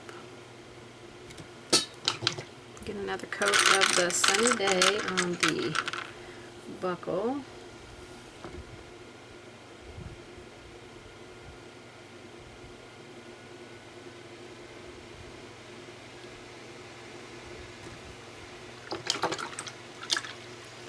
Okay, and the corners are going to be the corners down the edges. This is going to have to be a pretty tight little float, so if it's too difficult, just dampen it and take a round brush and go along the edges. We want to put a little bit of the dark chocolate around the edges, and you can do this while the Sunny Day is just slightly damp, and then it will mix with it just a little bit. Oops, probably like to be on camera. And I'm going to outline this center thing, just outline it, that's all I'm doing. And then we're going to take some white and highlight a little bit on our hat band and then on our yellow.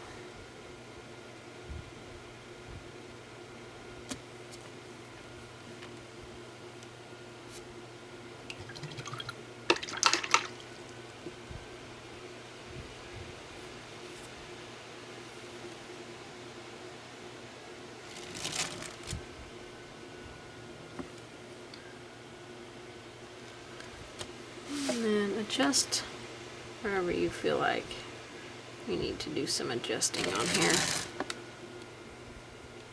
because there's really no shading on the hat. So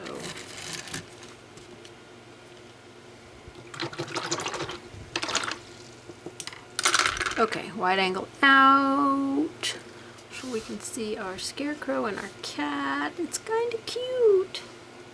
Looking cute. Alright, we're going to work on the fence posts next.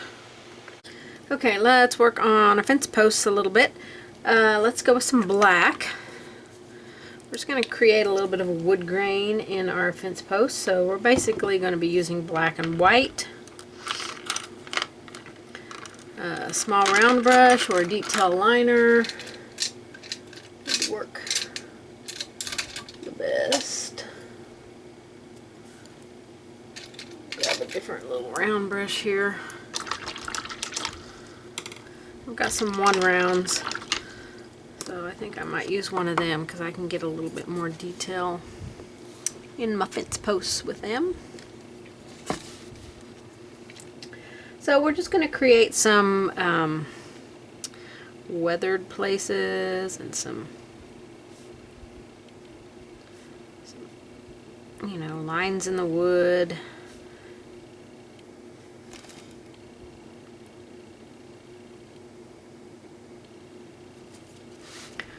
Don't need to do tons of detail, just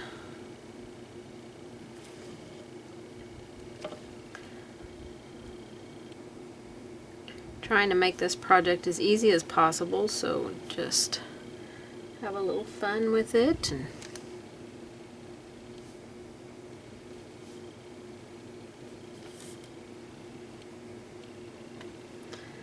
a little bit too much paint there in my brush.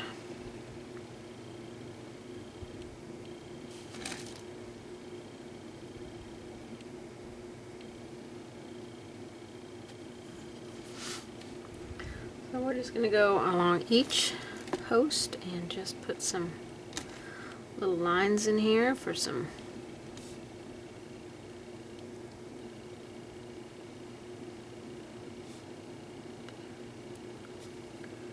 making this fence look a little aged. I mean, this fence is kind of beat up.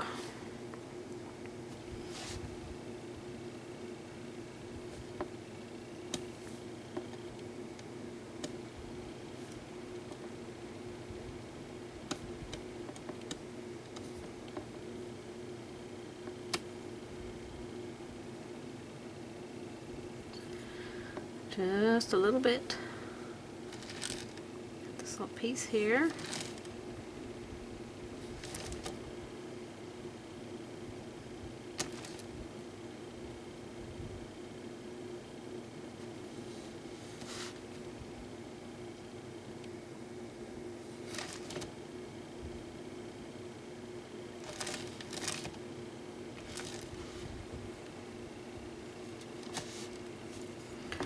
Do easy peasy. That one's got a lot going on with it, but we'll try to work it out.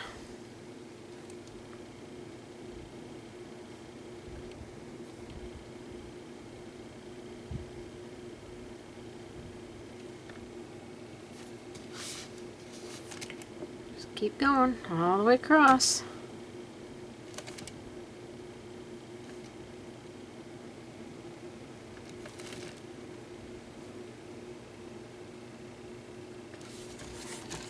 Oh, missed one here.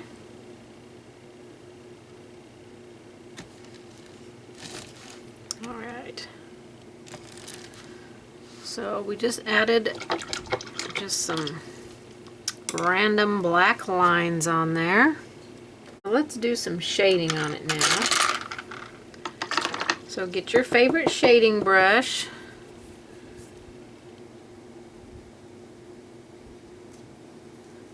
Okay, so now we want to separate all of our fence posts. Of course, you know, the one time I don't put on my painting apron is when I'm going to throw a paintbrush at myself. So let's separate all of our boards first.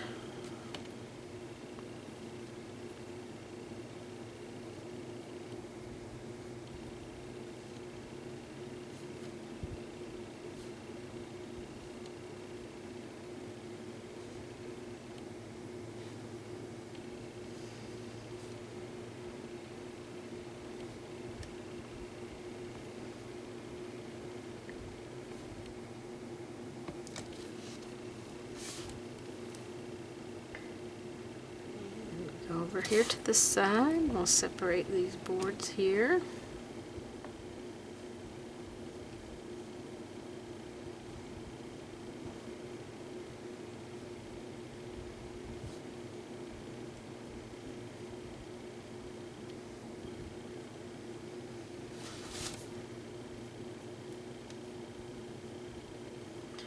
That's a little bit much on the paint there. Take a little bit of it off.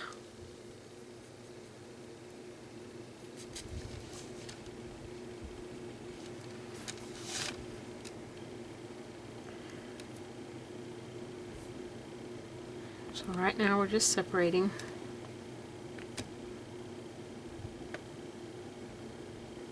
these weathered fence posts. I'll put some down here,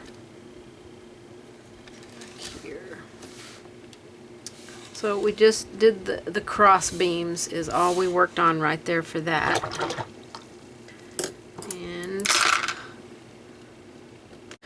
Alright, let's continue with this black here. Might have to go to a smaller brush. Let's see how I can work it out with this. I want to go down each edge.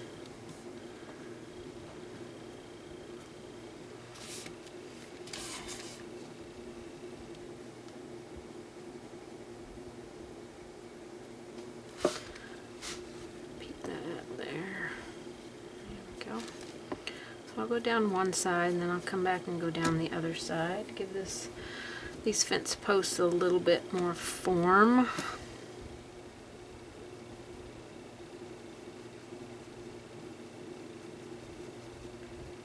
I work that paint with my water so I can soften it.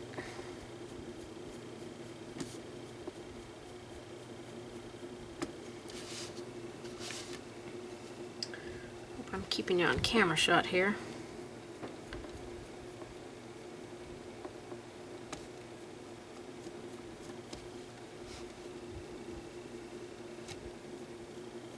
It's really hot in here today, so my paint is drying very quickly in my brush. I'm needing to keep extra moisture in it. Oh, that's way too much paint.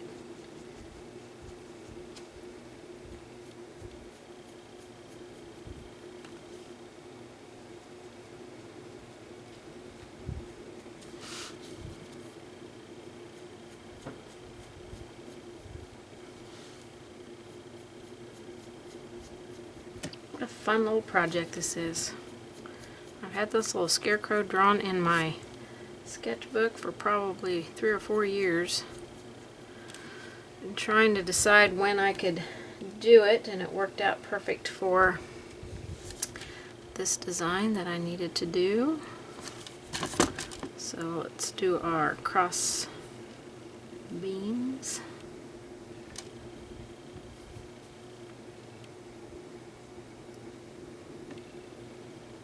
I'm kind of up on the tippy toe here. That one doesn't look like it's got any on it. There we go.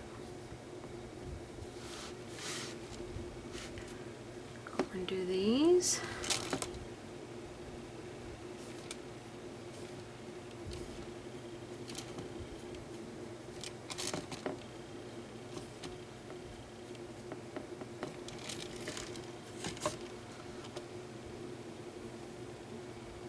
Okay, that's looking pretty good. I think we might highlight on the other side, possibly. Let's see. We're going to go with white.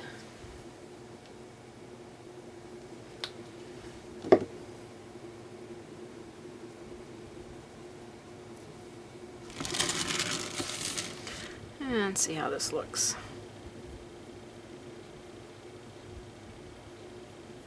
We need to put some white lines in here.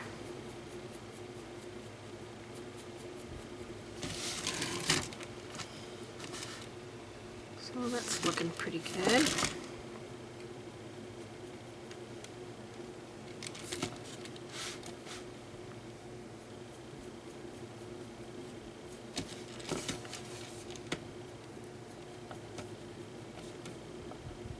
That's going to be shaded next to the jeans there. I have it upside down now. I'm pulling this float towards me because it's a little bit easier this way.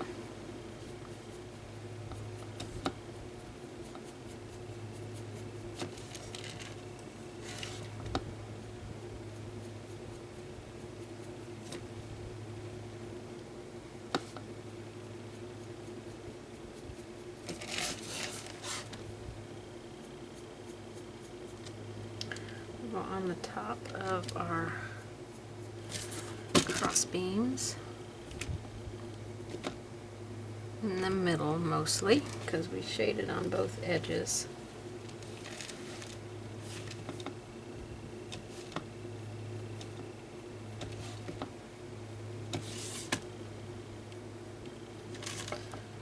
I'll put a little bit of highlight right there.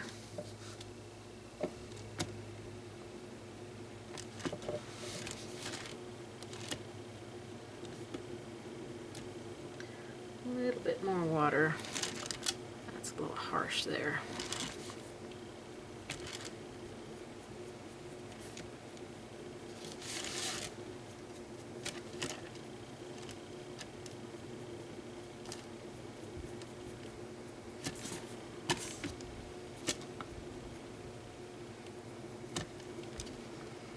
Okay, we're going to be adding some more shading and highlighting detail here in a minute. Okay, let's do a little bit more work on our fence here. So we're going to add some white details on it.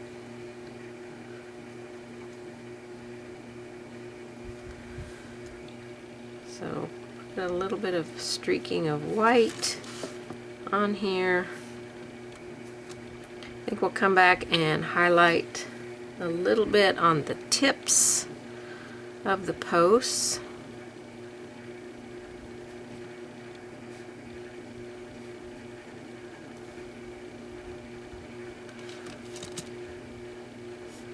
And then put some washes of color on here, and I think our fence will be pretty much done. I still need shade along that edge. I see I haven't done that yet.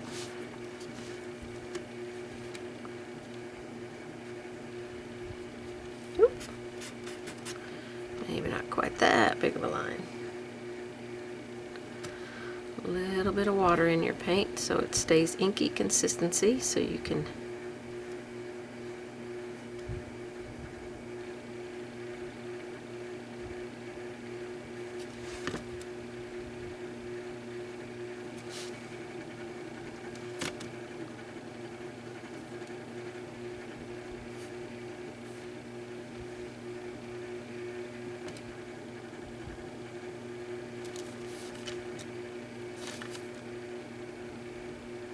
and that's just with my detail liner. I'll get some fresh black out here.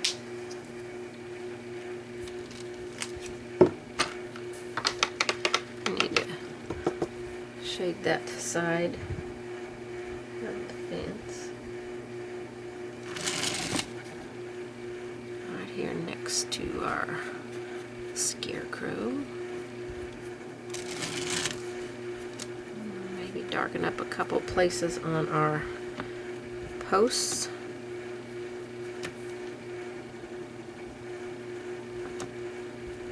On that shaded edge, which is the left side. And the bottoms. A little bit more paint, a little bit more water. Work them together.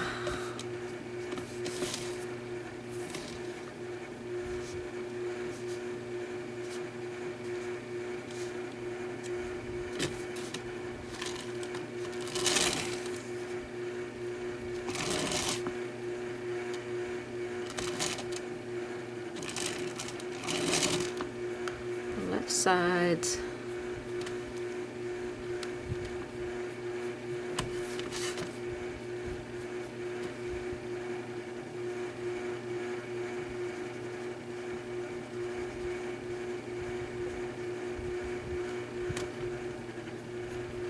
I almost all the time go touch my paper towel before I come to my piece to paint on it. Get any excess paint or moisture off the tip of it.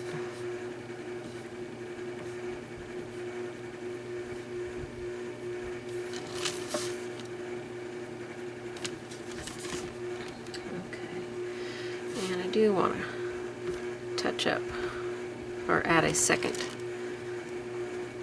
float where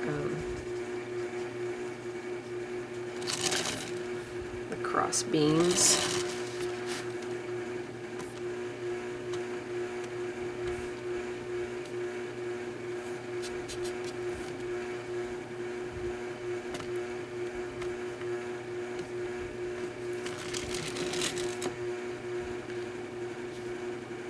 connected to our posts. A little bit more dimensional depth there.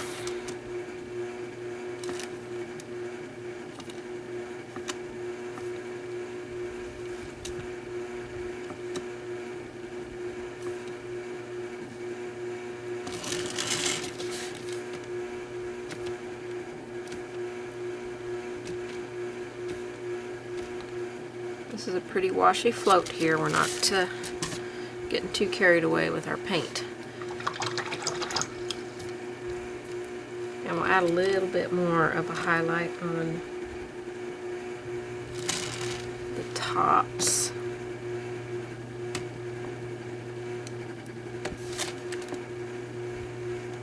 Just kind of a wiggly highlight with some white.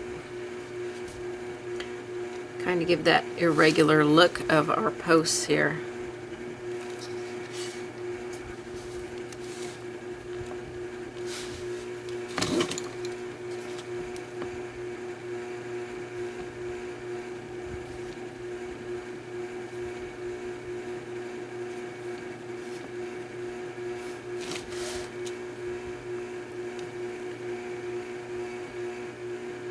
Ooh, my ceiling fan is really making a lot of noise. I'll have to turn that down to a lower speed, I think. Okay, I want to add some washes of blue on our fence and our cat. So I've got my royal navy here and a little bit of shoreline. And I just stuck my hand in the black paint. And we're just going to mix them. Find space to mix them so that I don't stick my hand in black paint. I want kind of a teal color, so I'm going to get a little bit of white in there.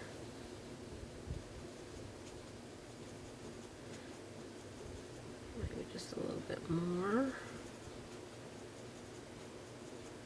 You could actually grab a peacock teal or some color like that if you want, but we've got the colors right here. We can mix our colors, and I just want to put a little bit of this color in some places on the fence. So you just pick some places to kind of put a float of this color. Don't want to do every fence post, but use the water edge of your brush if you need to soften it out. We don't want harsh stuff on here, so make sure you're doing a float and not just applying straight paint on here.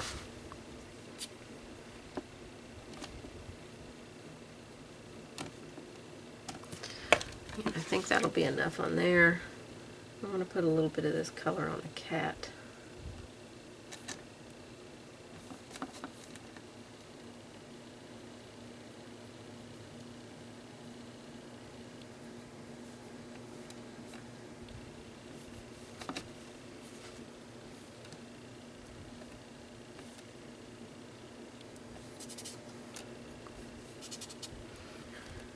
Just a little bit, just kind of make it cute. And you know what, before I wash that out, I should have put some, I would like a little bit of this on the scarecrow shirt.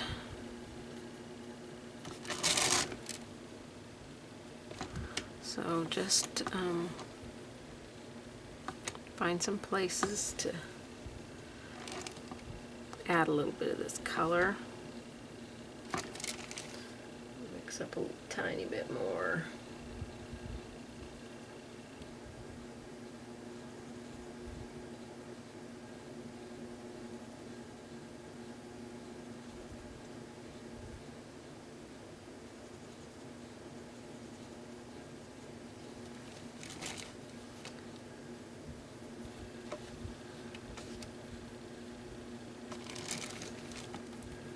Just a few spots. Again, don't get too carried away with it. Okay, I'm going to wide angle out so you can see it a little bit better. Okay, let's add the straw in on our scarecrow, and I think that'll be a pretty quick process doing that. So the colors we want out for that is dark chocolate, some antique white,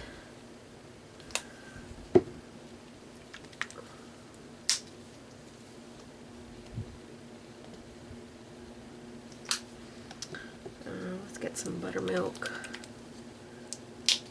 I'm putting way too much paint out. You don't need near as much paint as what I've got here. Just little dots of paint will do.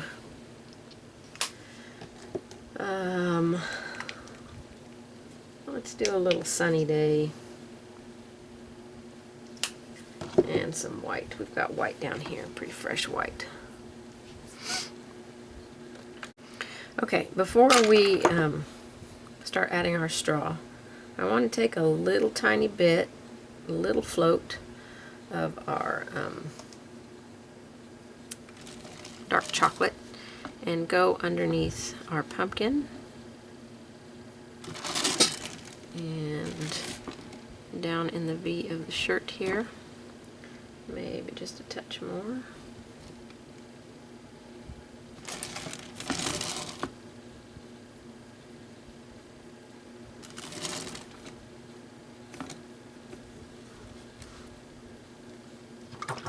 Alright, so for our straw, I'm going to use a round brush. I've got a 2 round, but a 1 round would work just as well.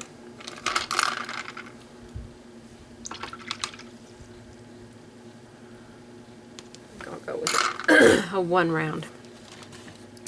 Alright, so I'm going to go down here at the bottom and start down here, and we're going to add some, get the moisture out of my brush. We're going to add some dark chocolate kind of wavy lines here, and dark chocolate is a little bit transparent.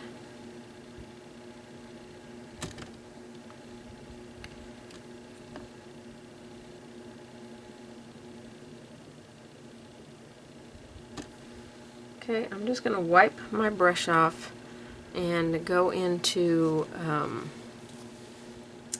the antique white.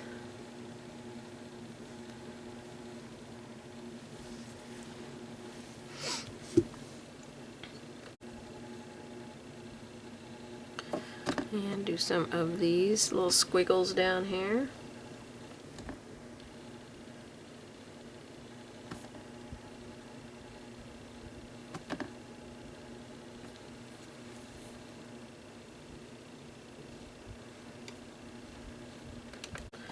Let's get a little bit of antique white.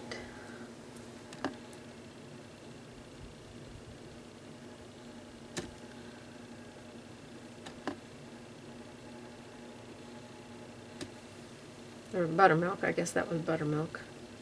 And then a little bit of Sunny Day.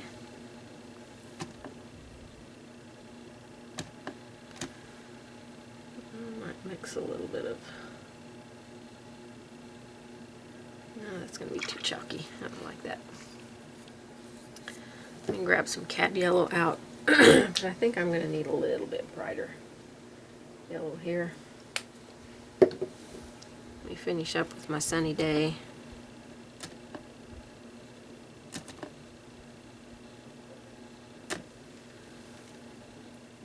I'm going to do a little bit of dark chocolate back in there.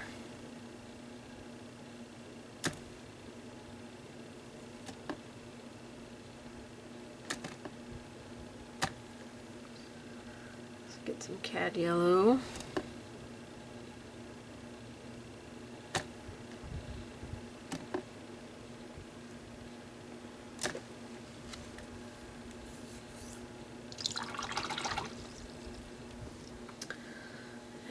And I'm going to grab my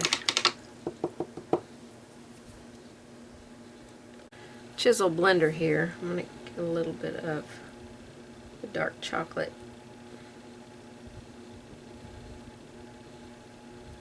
And I think I'm going to need a little bit of black out. Got some black here.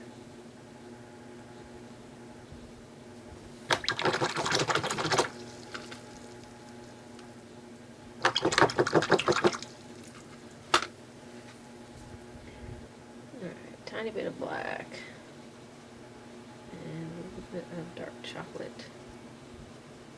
Make a nice shading color here.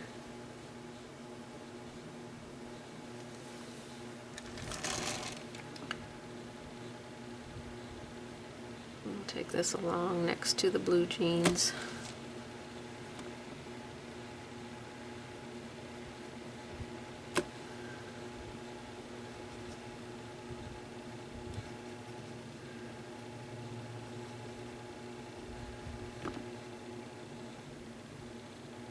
There we go.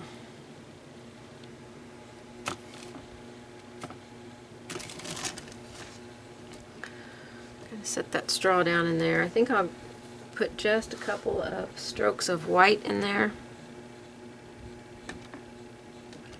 for a little bit of a highlight. And as you're doing this, you'll also want to do up here by the sticks and around the neck. So that will give each layer a little time to dry. So I'll go up here and try and keep you on camera shot. Excuse me, goodness.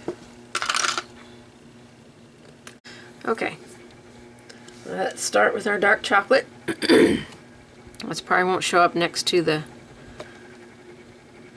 I'm going to add a little bit of antique white to it so we can kind of see where we're going here. We're going to come out around this stick just a little bit, some onto it. We don't want to cover up our stick, so don't cover up your stick.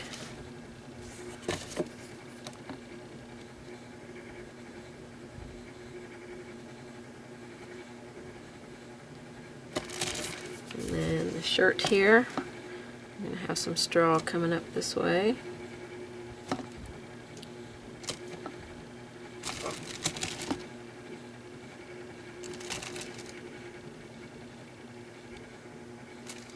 I'm mixing dark chocolate and a little bit of antique white here. We'll add some dark chocolate back on top in a minute.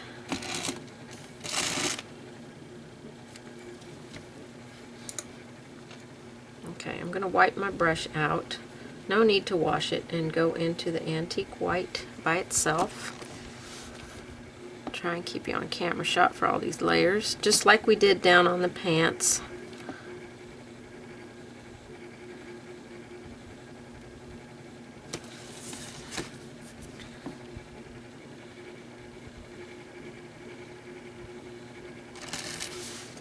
Just a little bit of stuff coming out.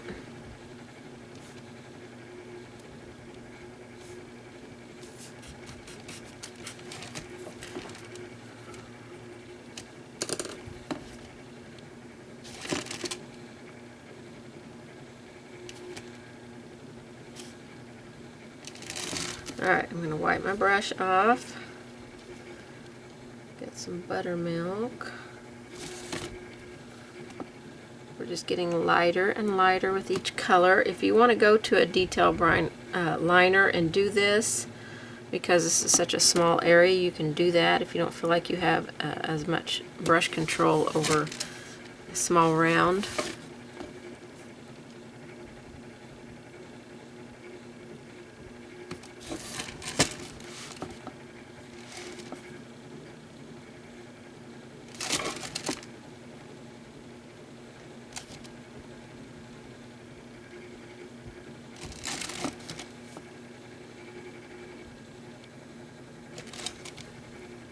Okay, I'm going to wipe my brush off, grab some Sunny Day,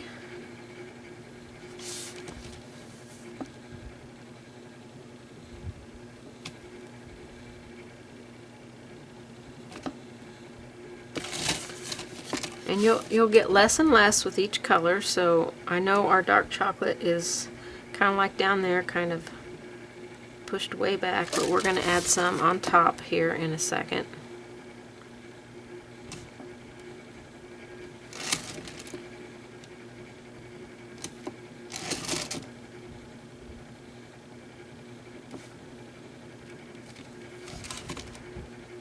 Okay, wipe off, grab some cadmium yellow,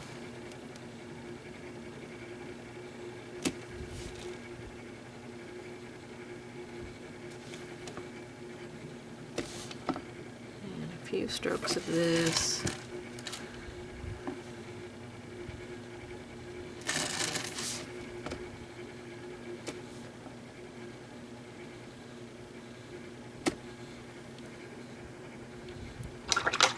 I'm going to wash my brush off now. I want to go back into the dark chocolate and put some of this on top. I want to make sure I have all the moisture out of my brush. Just a couple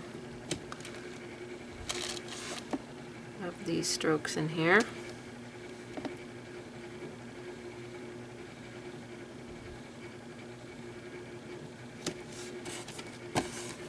Very lightly.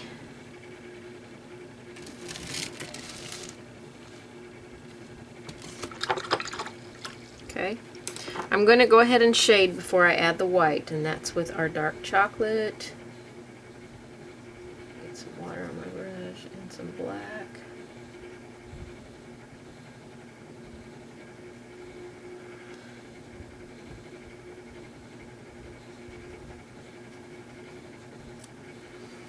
And we will go right here next to the cuffs. Try and keep it a narrow float. We don't want to cover up all of our straw.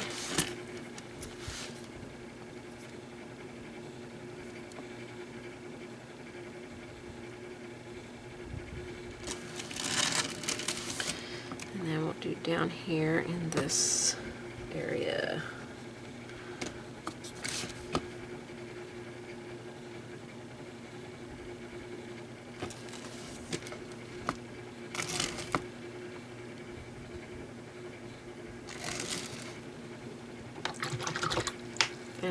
add some, I'm going to use my liner, I think. I want to add some strokes of white on here. So a little bit of water in with your paint.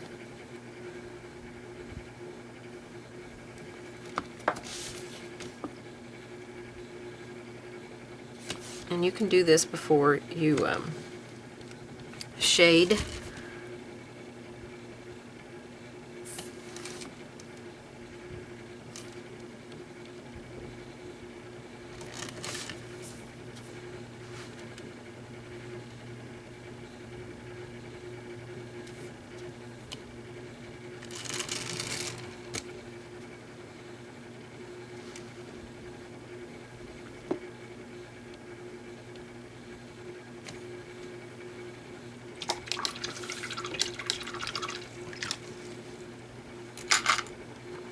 Alright, and then we're just going to create a little wash of our cadmium yellow. Pretty sheer, not hardly any paint. A lot of water. Try and use your clean water so it doesn't change the color. And we're going to wash that over our straw. And brighten it up. I did it down here, but I'm going to repeat it.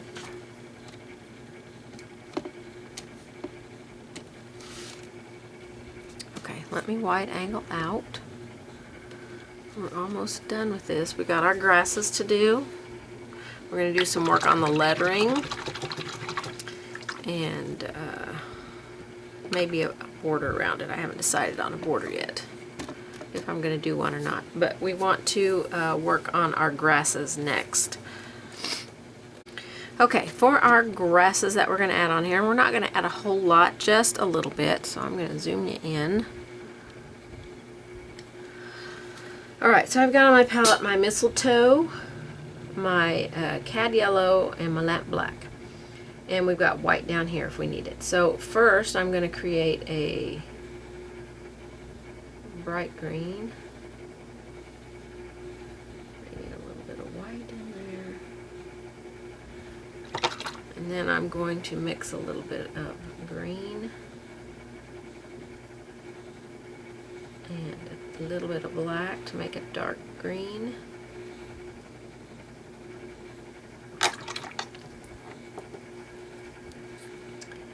And a little bit of green and some white.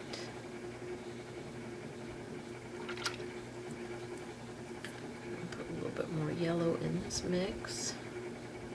So we've kind of got 3 values of green there. And then we've got our blues up here, which we will probably be adding as well to our mix. And I want to create some of that teal green with our 2 blues and a little bit of white. And we'll be adding that in there. So your mixes are mistletoe, cadmium yellow with a little bit of white, mistletoe and white, mistletoe and lamp black, and then our Royal Navy, shoreline, and white for our teal color. So I'm going to mix a little bit more of this dark color because I've got a lot of water in that mix there. And get the moisture out of my brush, and I want to start with this color. And I want to put some strokes of grass down here at the post.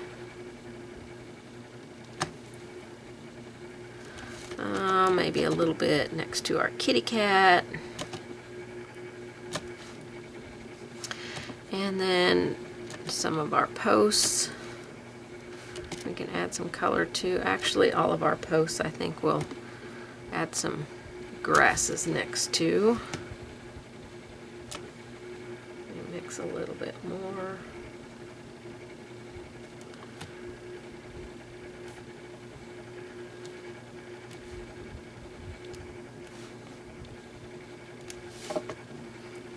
And don't make them perfect here. We're not, I'm not even remotely getting close to perfecting grasses. We just want some, you're just flicking up with the brush. If you've got enough water in your paint mix, it'll work like a liner does, and just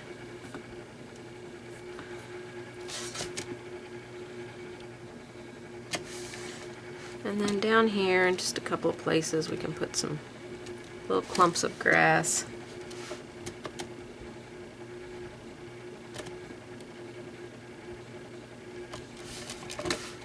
Okay, so that is our base color for our grasses, which is the dark mix, which is lamp black and mistletoe green. So we're going to wash our brush out and go to our next color, which is going to be, I think we'll do the yellow and green. And it's probably going to be 3 cad yellows, 1 green, 1 white, kind of mix in there. We want it to lean more towards the yellow side. So if it's not leaning more towards the yellow side, then add a little bit more of your cad yellow in there. And we'll stroke some of these, a little more yellow.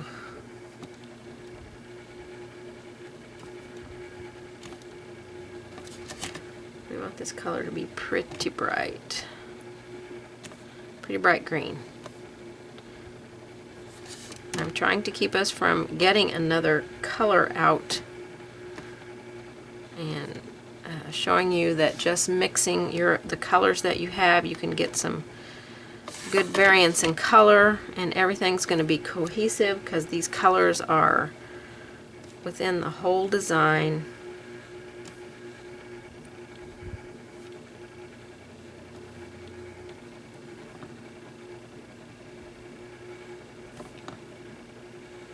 And if you put too much of any one color in here, you can come back and add some of the previous color in, or at the end add a little bit of that in. I'm going to make my grasses just a tiny bit taller here.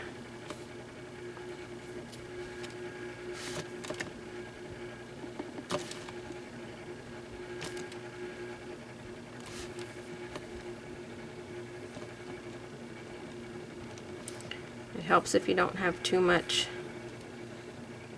water in your brush as well.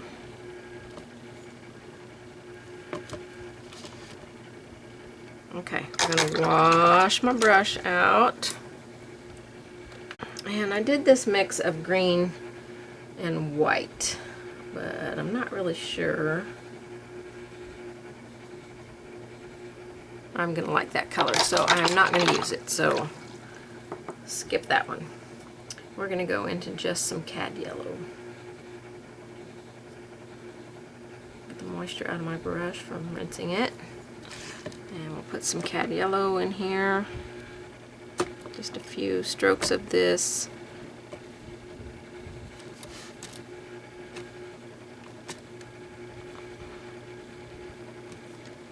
Just 1 or 2 strokes in each clump. Don't get too much of the cad yellow.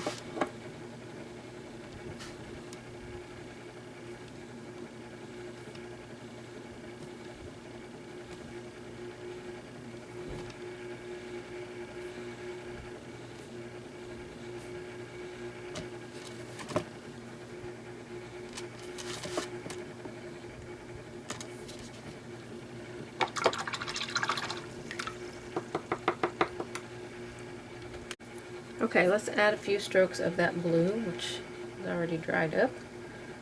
So let me make some more.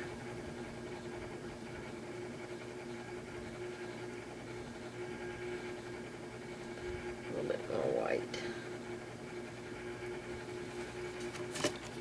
Alright, just a couple of strokes of this as well.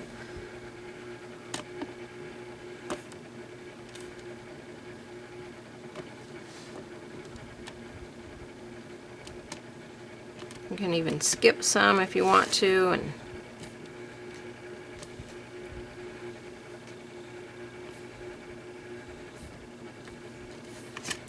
adding that in. We'll put a few strokes of just white. Get the moisture out of my brush here. I don't want my white to fade away. So just a couple of white ones in here for our highlights. I probably will come back, mix a little bit more of that dark green, and add a few strokes of that in here.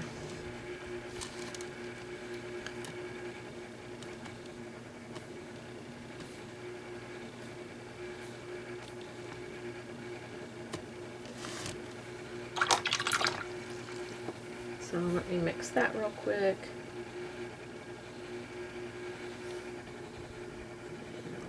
Black. A couple more strokes of this dark in here, and then we will float at the bottom of all of this to set it.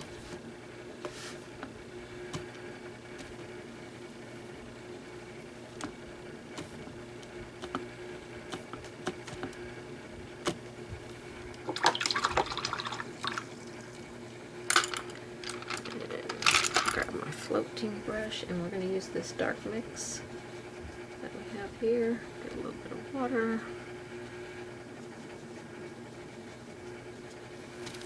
And then at the base of all, that's a lot.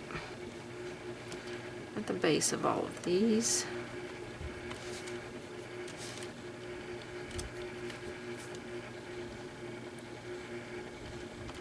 let's put a little bit of this floating. Kind of set our grasses. If we need to come back after it dries and repeat, we can do that.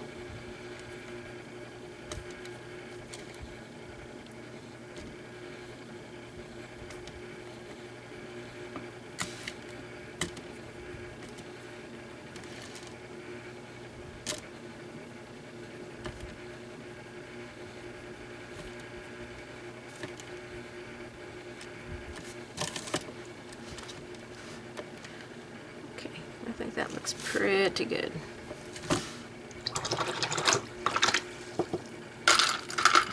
Pretty good. Wide angle out. Oh, that's looking so cute. Okay, last thing, if your grasses need to pop just a little bit more, take that wash of cad yellow and just wash some over your grasses. I'm just kind of tapping it on. This is a very sheer wash of color, and this will make your grasses pop just a little bit more. And I think that will finish up our grasses. This guy's looking really cute. Now, I want to take some of the orange that is in his face. It's not really anywhere else throughout this whole project, and we have used the other colors in other places. So I want to take some of the orange and spread it out. We're going to work on the letters here in just a minute. And then take a little bit of the blue maybe and wash some onto the pumpkin. So I'm going to start there with the blue and take my two blues and a little bit of white. Let me get some fresh white out. I've been running out in between painting on this to help my husband in his shop. He's working on my car, so my paint keeps drying up here. Alright, we want a nice light color, so plenty of water in my brush. Really work it in to soften that color down. Touch my paper towel. And let's put just a little bit of this color in here. How about in the eyes? Wouldn't that be fun? Give him some blue eyes. Some teal in there. Oop. Just got on there. Take that off. Let's see, where else do I want to put some blue? Just a little bit here and there.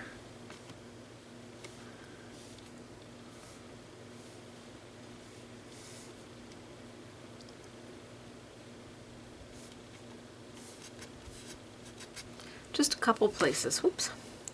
Then you can come back and brighten it after that dries. So on our oranges, our orange here, let's get some of our Tangelo orange out, and we're going to add that in a couple of places.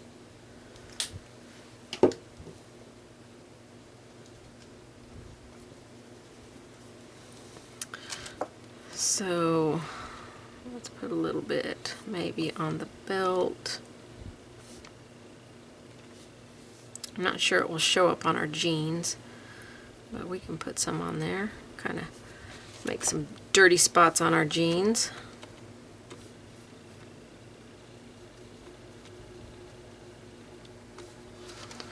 We just want to share the love of the colors.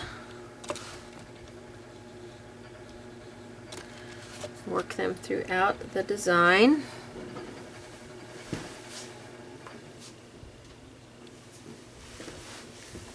I might put a little bit on our fence.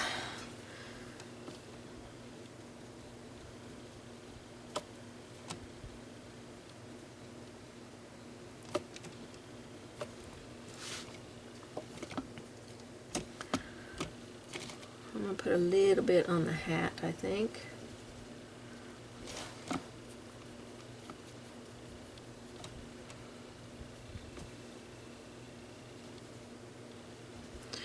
Keeping the color very sheer. A lot of these colors I have chosen are lighter colors, you know, more sheer.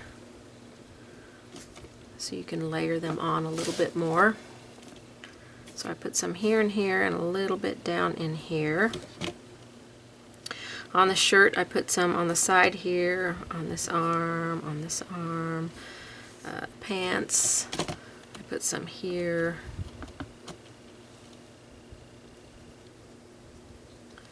A little bit here, some down here. So now I want to add just a touch of this color onto the fence. You could add some in the grasses if you wanted to.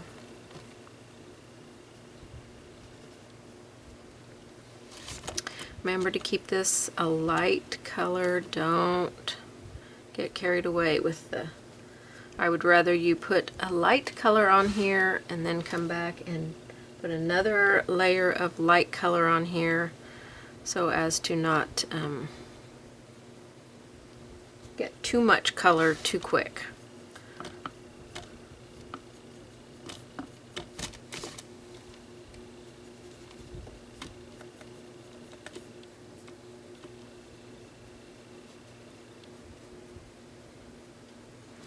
So there we've added some little wash of orange on there.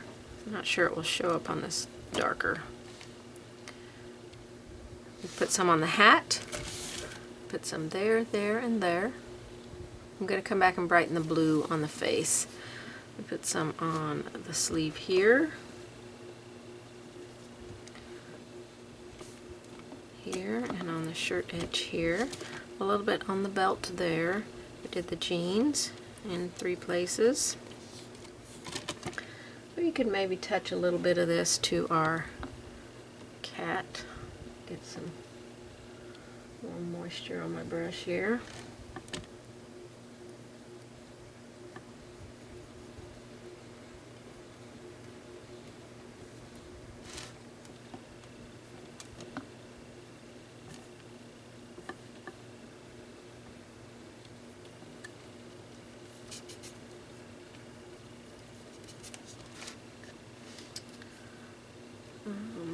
So I think I will just make a couple of pieces of my detail liner, a couple of strokes of orange in our grass.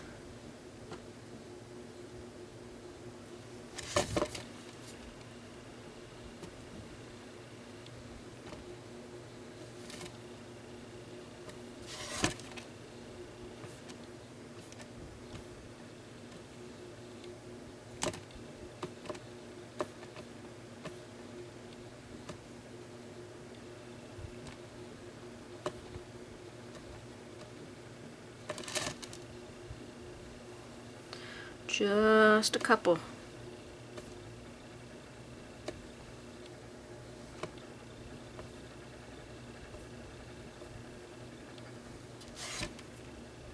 Oops.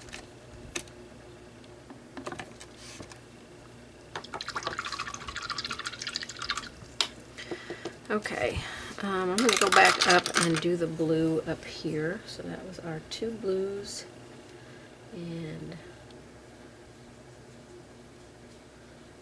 some white.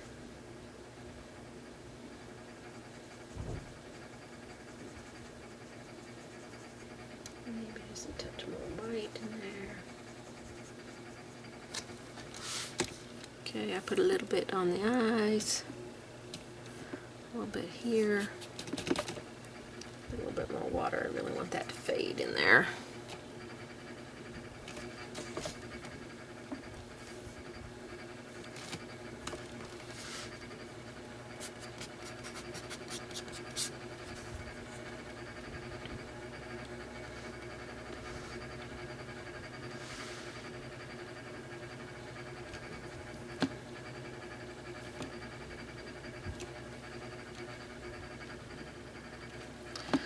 Maybe brighten up the blue on the hat just a little bit.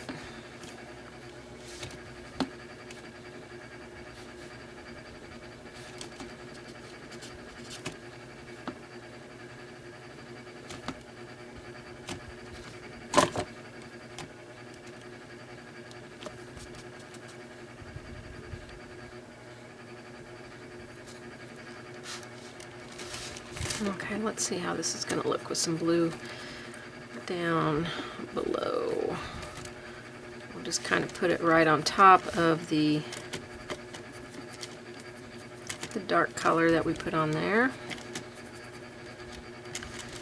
And I think I'm going to add some of this color. If I can pick it up with my brush, I'm going to have to mix some more here.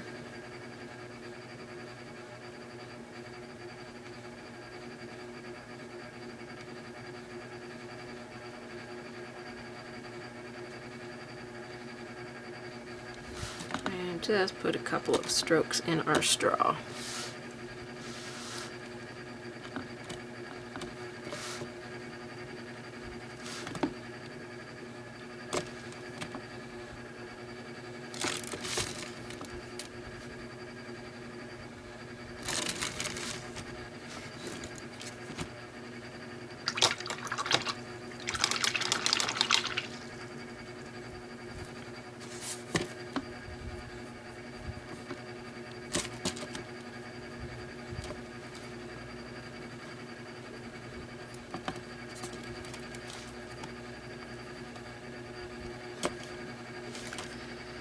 Okay, I think that's looking pretty good. Let's wide angle out.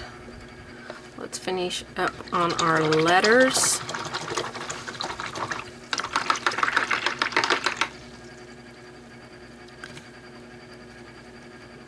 And I'm thinking about doing a border, but I'm not 100% sure yet. So let's finish up the letters and see what we want to do. We might put some washes of colors in the background and maybe not do a border. So I want to finish the letters first. Okay, for the lettering, we are going to create like a drop shadow kind of thing. We're going to create it. I'm just going to draw it with my pencil here. Hopefully it will draw on this. Nope. Let me grab my charcoal pencil. Where is it? Charcoal. Okay, so we're going to just come away from the letter a little bit and draw some lines.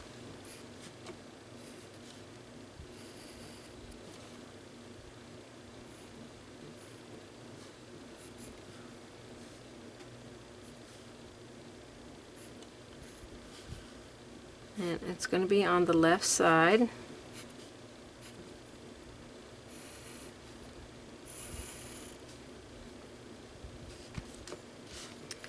we can put a little bit here and here.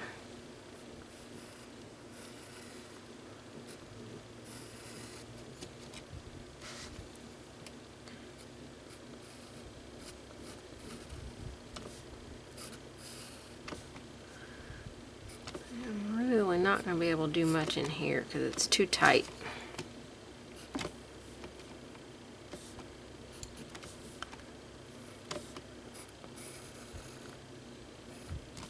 And I'm not going to do inside. I'm not going to do inside any of the letters because it's just too tight.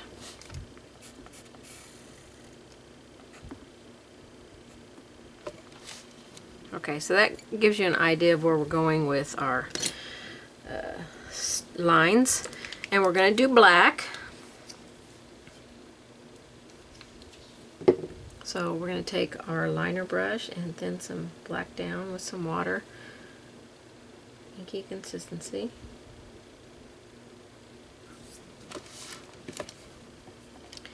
And then we're just going to paint these lines in.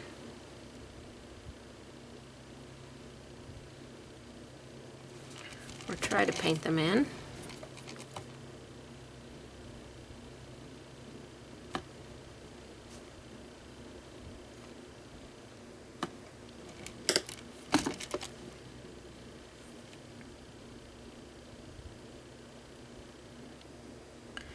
Take your time. Lettering really teaches you good brush control.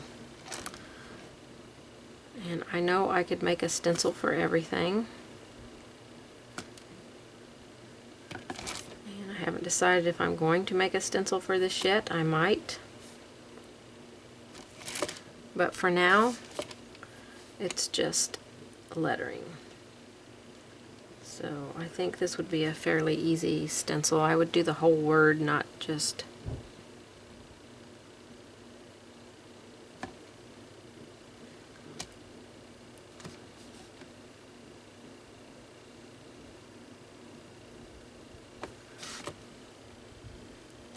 So I might make a stencil for this, but the drop shadow part would still be on you.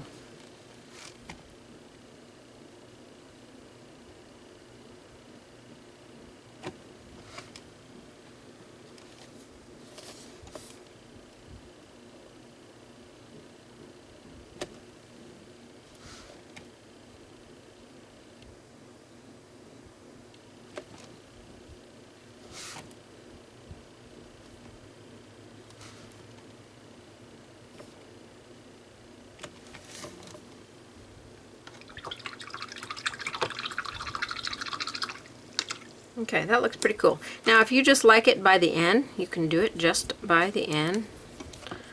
If you don't like it at all, you don't have to do it at all. But I think it gives it a more fun feel.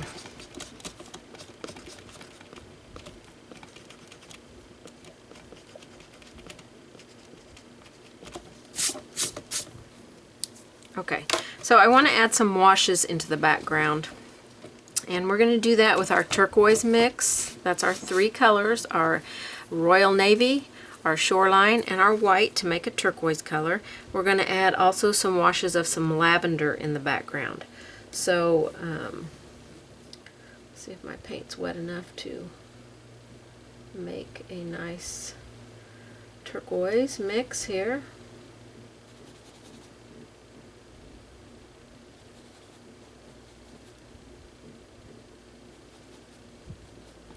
And I'm going to want some water in this to keep it a sheer color, and then just go into the background and just kind of wash some of this in, let it kind of fade out. You can take your finger and very easily move it around.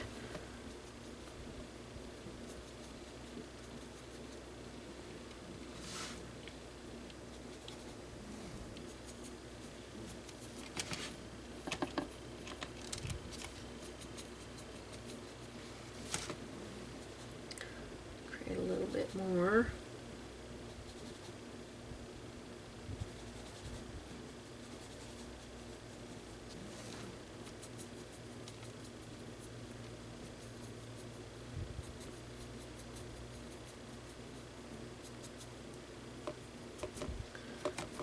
And just pick some really fun places to put this.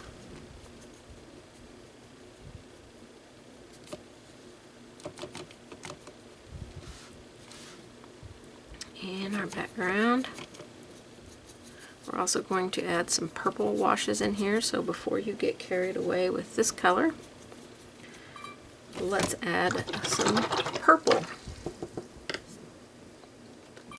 Okay, our purple is our lavender, and my video camera for my paint saying it is not working at the moment, so I don't know if this part of my palette will be on the video, but we are doing just making a wash of lavender, And we're going to put some of this in the background.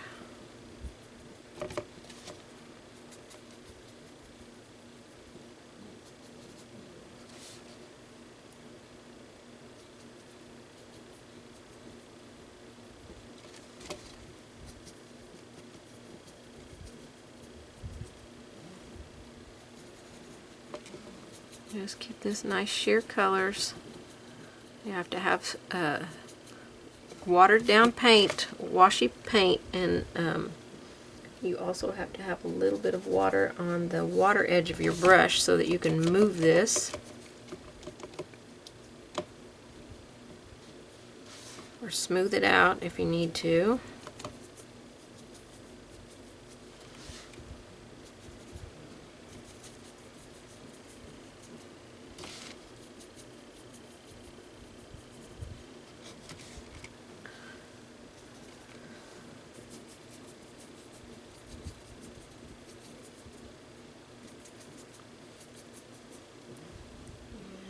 Just have fun with doing this. Don't overdo it. So I would say do a little bit, then come back to it and see how it looks.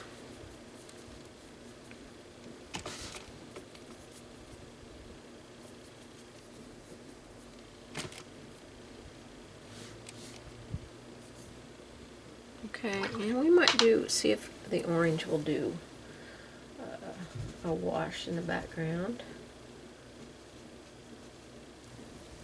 See if we like some orange back in here. Orange is definitely a more transparent color. I want to put some color onto the letters before we finish this out.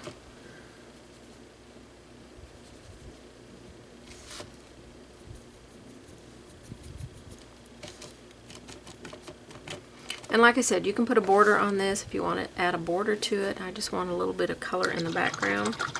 So let's finish out our letters. And we're going to go with a round brush. Probably the one that we painted them in with, or one just slightly smaller. And I'm going to get some fresh blues and some fresh white out. I want to make some turquoise color, and we're going to drag that on the top of our letters, and this might be a pretty done project here. I need to put just a tiny bit of orange here.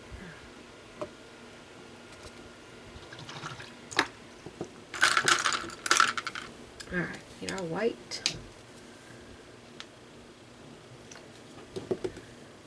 And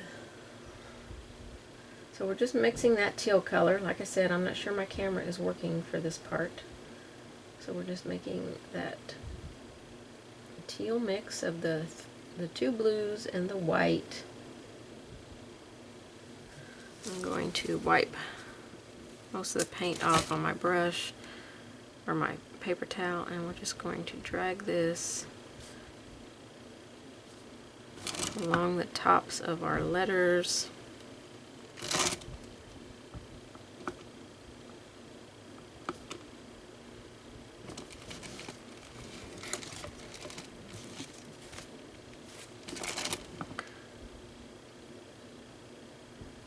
So whatever brush that you painted yours in with, whatever works best for you. This is just a dragging the paint down. It's a damp brush with wet paint, and we're just touching and pulling, letting the brush kind of skim over the letters. I'm offloading just a little bit off the tip of my brush before I start.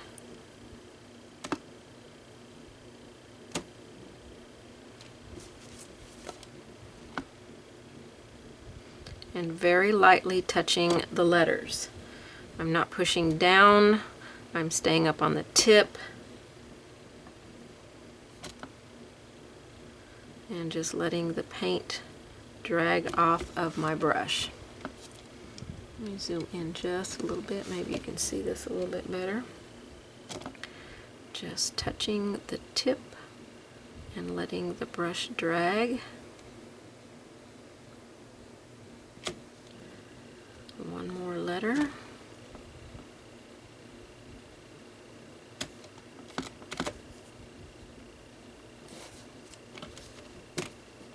And that looks pretty good. Wide angle out. And I don't think I want to add any more to the letters. I think that is all that I want to do there. I could add a little bit of highlight of white, but I kind of like the letters being just the way they are.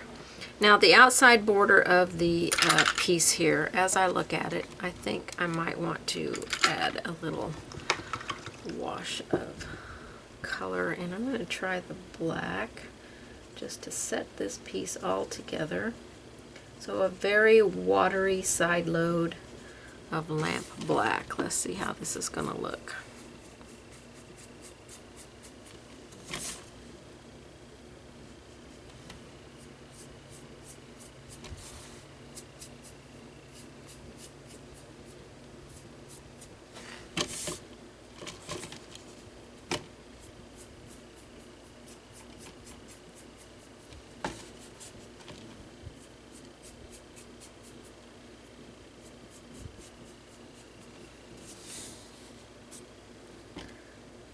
Just slightly darker.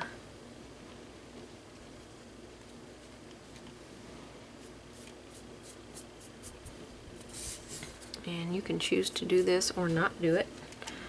Up to you.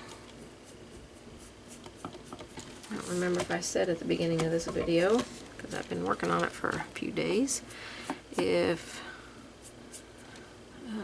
I said that this surface came from my website, but it does.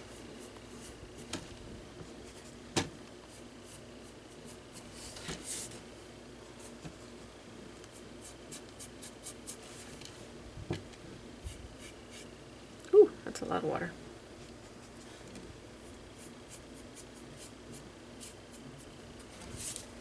And you can do a sponge to do this kind of aging around the edge of this as well. I'm just using a paintbrush. I still feel like it needs to be darker over here.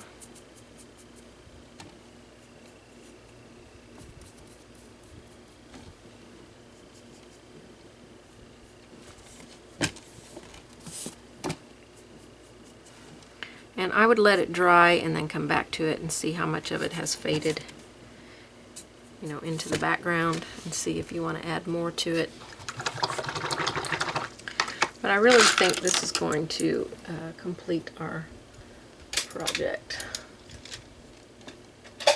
So let me move my easel out of the way so we can see it. Angle out just a little bit, and there we go. It is a completed project. I really like it. I think it turned out great. Nevermore. You can have a lot of fun with this project. You can put some orange in the background if you want to.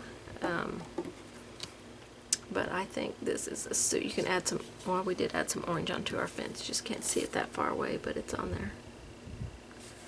So what a super duper fun project. I hope that you enjoyed painting this with me, and I can't wait to see you on the next one. Let me see your pictures when you get this done. I cannot wait for you guys to paint this. Thanks so much for painting with me, everybody. Bye-bye.